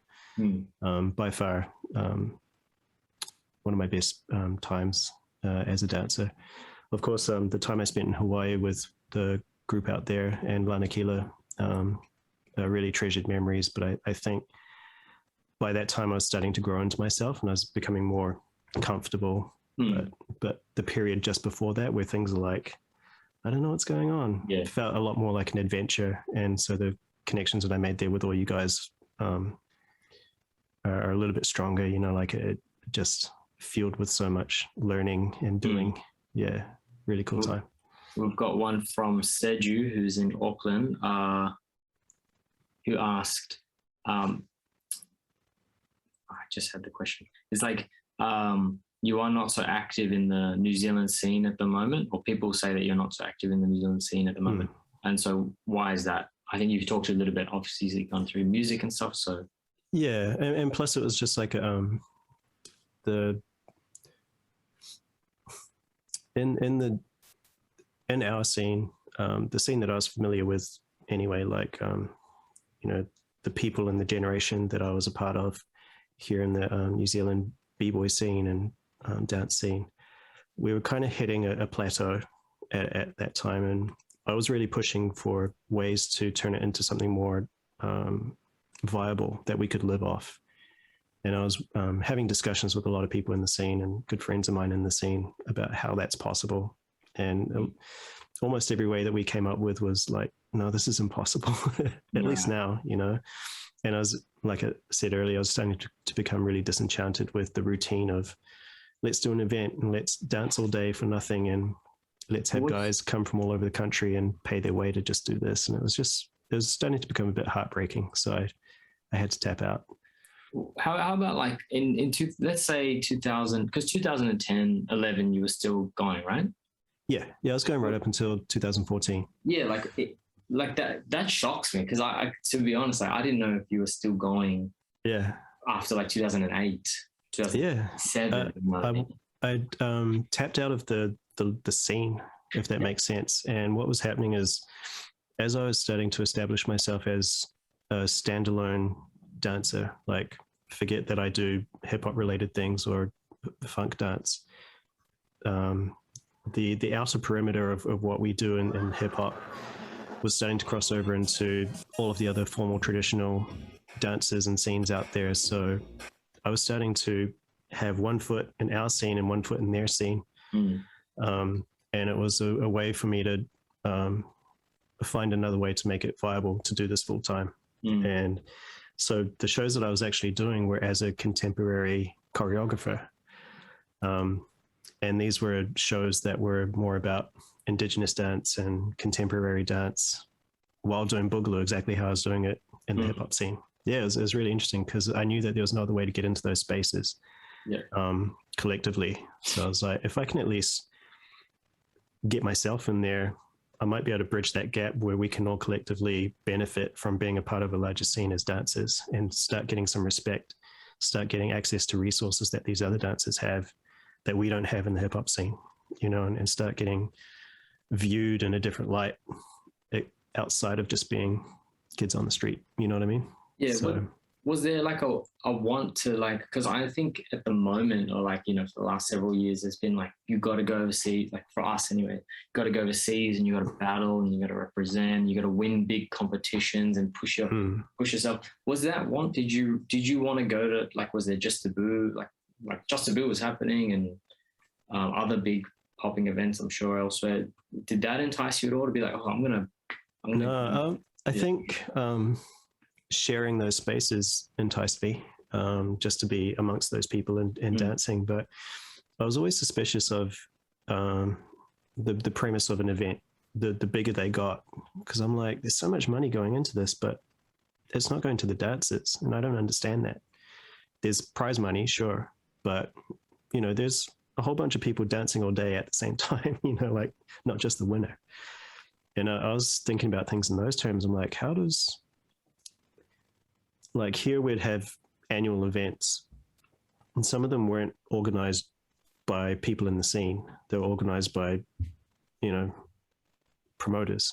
And so at least for the events where it was us doing it for us, that's fine. You know, like, of course we'll share the cost and the load and spend time together. But at least for the bigger events where they'd have music festivals for 2 days while having a b-boy stage off to the side outside of the event, where the b-boys have to pay to go watch the event that they're actually promoting outside the fence. Yeah. And we're dancing all day in the hot sun for like 7 hours, and there's no refreshments and there's no anything, no compensation for that effort. And guys are traveling to Wellington, for example, off their own dollar, like paying their airfares, paying their accommodation, and turning up to dance for 7 hours for nothing. It just didn't feel right to me. And knowing full well that the DJ's getting paid for his work for that 7 hours, and whoever's coming in for the intermission's getting paid for their little bit, I was just like, this is wrong. Like there's something happening here that just doesn't feel right. Yeah. And so I was getting really, I was starting to have really strong reaction to that. And that was the majority of these events where we'd see each other. They were mostly those events. And so I just stopped turning up. I was like, I put it out there. I was like, guys, you know, this is happening, right? And they're like, yeah, we get it, but we do it for the love. And I'm like, yeah, we can do that at our events, but you don't need to promote this thing where they're going to make hundreds of thousands of dollars. Like, what's going on? But they kept going. And I was just like, man, if you can't do it for yourself, then I can't do it for you. So just as a matter of principle, I just stopped going, which is why people stopped seeing me at a lot of those events. And it kind of filtered into, why wouldn't we care for each other the way that I think we should? You know, like, why would we continue to do this to ourselves? And so I stopped feeling like I had things in common with a lot of the guys I'd come up with. And so I just stopped turning up, mainly for that reason. Yeah, man. And that's something that I missed about Australia, was that people had a good grip on their value over there in Oz. And the events were a bit better, and you got looked after a lot better. Not all the time, but at least enough to make it make sense and not hurt your feelings, you know? Yeah. So I started to really miss that, and the difference between here and there started to become really apparent to me. So yeah, that was a big part of it. And, you know, funnily enough, when I was working in these other spaces with the more traditional dance outlets in their studios and doing their shows as part of their productions, I was being looked after just like anyone else. Like, I didn't even have to fight for it. They were like, this is what it should be, so this is what you're getting. And it was more than I could have asked for. And I'm like, wow, is this how it is? So I was doing those shows, and I was just like, man, if there's a way that I could bridge the gap, I'm all for it. But anytime I would consider the idea or present the idea, no one understood what I meant. They didn't understand the opportunity. So there was no way I could have ever made that happen without their support. Yeah. So it all kind of evaporated. Yeah. Yeah, I see. Well, I'm like, I feel you, man, because there's a lot of predicaments in the scene now where, you know, you feel like you're getting used by this or that or whatever. So, you know, you stuck to your guns. I just want to thank you so much for talking to us today, man. I'm sure there's going to be a part 2 because there's more to come. What I'll probably do as well is either before this podcast or the end, we're going to add some extra footage as well that we didn't play today in the podcast. So I'll put at the end of the YouTube clip, and we'll put all the Jack, yeah. yeah, I can do it on YouTube. But yeah, and I'll put like your info at the bottom. If you know, do you want to talk about where people can find you and stuff? If they want to find anything. So I've got a YouTube channel, which is youtube.com/madfame. Madfame is my own personal project that kind of was my attempt at consolidating all the things that I've done my whole life. So all the visual arts, music, and dance, which is what MAD stands for in Madfame. So the YouTube channel is predominantly synthesizer music focused, but I did have plans to put my dance footage up there and some of the illustration work that I do as well. But as you know, the dance footage is stuck in my hard drive, which may never be recovered. And I heard your YouTube Future Funk has been... Yeah, you kind of do it. I tried looking for it because there was footage that I'd uploaded myself years ago. And that was the footage I was initially going to give you guys because that was the only stuff I thought I had. And I just couldn't find it. I was like, where's my page gone? Where's the footage? I could not find it. I spent ages trawling through searches just trying to find the stuff. And I feel like they've deleted the page. I remember Jack on like a couple of days ago, he's like, oh no, the Futures page is deleted. All the links I saved, I didn't download it. Yeah, crazy. I missed out too because there's a couple of clips there that I'm not even sure if I still have. So rip, rest in peace footage.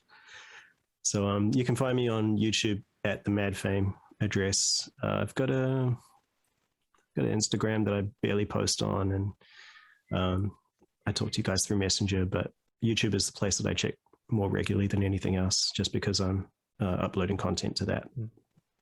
Sweet. Big thank you, bro. Keanu, thanks. Go to you. Thanks so much, man. Nice to meet you. You too. I've been waiting to meet you, so I'm very happy that we got to do this today. Yeah. And thank you guys for just sticking it out and doing so well. Like Danis, you've been going the whole time, and you, Jack, as well. Like all of you are just putting in such good work and dancing so well. Like that is the best thing that I could see coming back and just seeing what's happening out there with all my friends in the space that I used to occupy, you know. So I'm really happy for that. Makes me feel good. Sweet. I'll shoot over to Danis. We have a couple of shout outs we'll play. Yes, a couple of shout outs for you guys.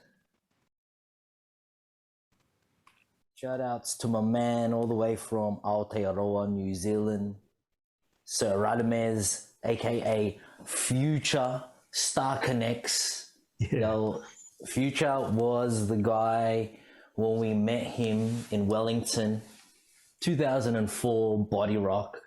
That was the source. Not only the source, but the source. Because by that stage, he'd already begun his tutelage again under EB's Sugarpop. He then went on to like being serious with his b-boying under B-Boy Bounce. He was also dope at locking again under the tutelage of Sugarpop.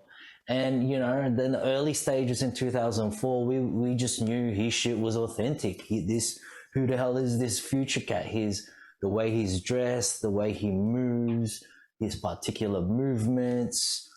Yeah, this dude was the shit. And yeah, man, up until today, you know, he's doing stuff with Future Funk, and I believe is what it's called, you know, honing in his skills on various synthesizers and reprogramming them, making a particular sound, using the OG hardware of the 70s and 80s. Future, man, I hope after this pandemic we can actually kick it, you know, reminisce on old stories, share some old movements and tricks of the trade, you could say, that we never really got to touch on, and maybe get ourselves, you know, fit and up and running, and maybe give some of these young guns a run for their money. Yo, another shout out to the man, Future. Peace. What's going on? Nacho Pop, $7, Zulu Kings, Fresh Socks, Star Connection. Just wanted to jump on here and give a massive, huge, infinite shout out to my brother, Future. For those who didn't know, me and Future go back over 15 years. I wanted to drop a little story for him for the intro of the podcast, which I'm excited to hear, so I'll be fast. But a long time ago, my visa had messed up and I was stuck in New Zealand. And I wound up being blessed enough to stay in Future's neighborhood for about a month. And if people didn't know, there's not really a lot going on in Future's neighborhood. So all we did all day was dance and mess around with music. And that's when I really learned the foundations, the structure and the frequencies, and sort of how to express different things in this dance was all from Future. We were kind of, in those days, digging around, looking for clues for the funk, kind of what we learned from the OGs. And it was an amazing time for me. But one time when we were in the hood, New Plymouth hood, and there was this festival, I guess, like Festival of Lanterns or something like that, lights, something like that. And so we'd go through this, like, part of the woods, and we're like, there's like lanterns everywhere, and you know, lit up Virgin Marys and weird stuff like this. And then you go through this clearing, kind of get through these trees. And we've been listening to Prince and Parliament and, you know, Future loves synth, so we've been figuring it out for like a month. And we bust through these trees, and there's this like not opera singer, but there's like a lady going, a hometown singer, and she's singing Aretha Franklin. What you want, baby, I got it. It was the funniest you ever heard, and we fell out laughing, and I'll never forget the way she hit the crescendo. I'll leave that for your memory. I won't make you listen to it now. Anyway, mad love. Just wanted to, you know, send love to my boy Future, and of course to Jack, Future the legend, Jack the genius. Looking forward to the podcast. All right. Wow. Big thanks to our shout outs. Yeah. Thank you, Nate. That was so cool. Lama. Oh man, thank you so much for doing that. I haven't seen those guys in so long. Bro, well, thank you. Almost man. made me cry. Today. I'm tearing up, seriously. So I'm just trying to hold it together for the rest of the podcast. That's cool, man. We've come to the end, so Yeah, we're gonna wait for part 2 now. Oh, I'm buzzing. Yeah, thanks. Sorry, thanks guys. for sharing your story, your journey, you know, and your, I guess, the insight of, you know, for me, what it was. I always, you know, I was guessing what you were thinking, but then hearing it now, I was like, okay, I can see the bigger context in your dance as well. It's good to know. That's awesome. Okay. And with that, I guess we'll wrap it up. Wrap it up. So big thanks. This was Future from New Zealand, Star Connection, and Step Kings, and more. Big thank you for everything you've done for the Sydney scene to inspire all of us, and what you've done in Perth, I'm sure, and back home in New Zealand. And yeah, man, big thanks for today. Really appreciate it. Thank you so much. It's absolutely my pleasure. All the time back then and this time now is a true blessing, and you know, I'm just happy to be a part of it. So thank you so much. All right, so stay tuned, everyone. Like, share, subscribe, all that sort of good stuff. Patreon, I don't know. We'll keep it going. All right. Okay. Big Cool. thanks. I'll see you guys soon. Peace.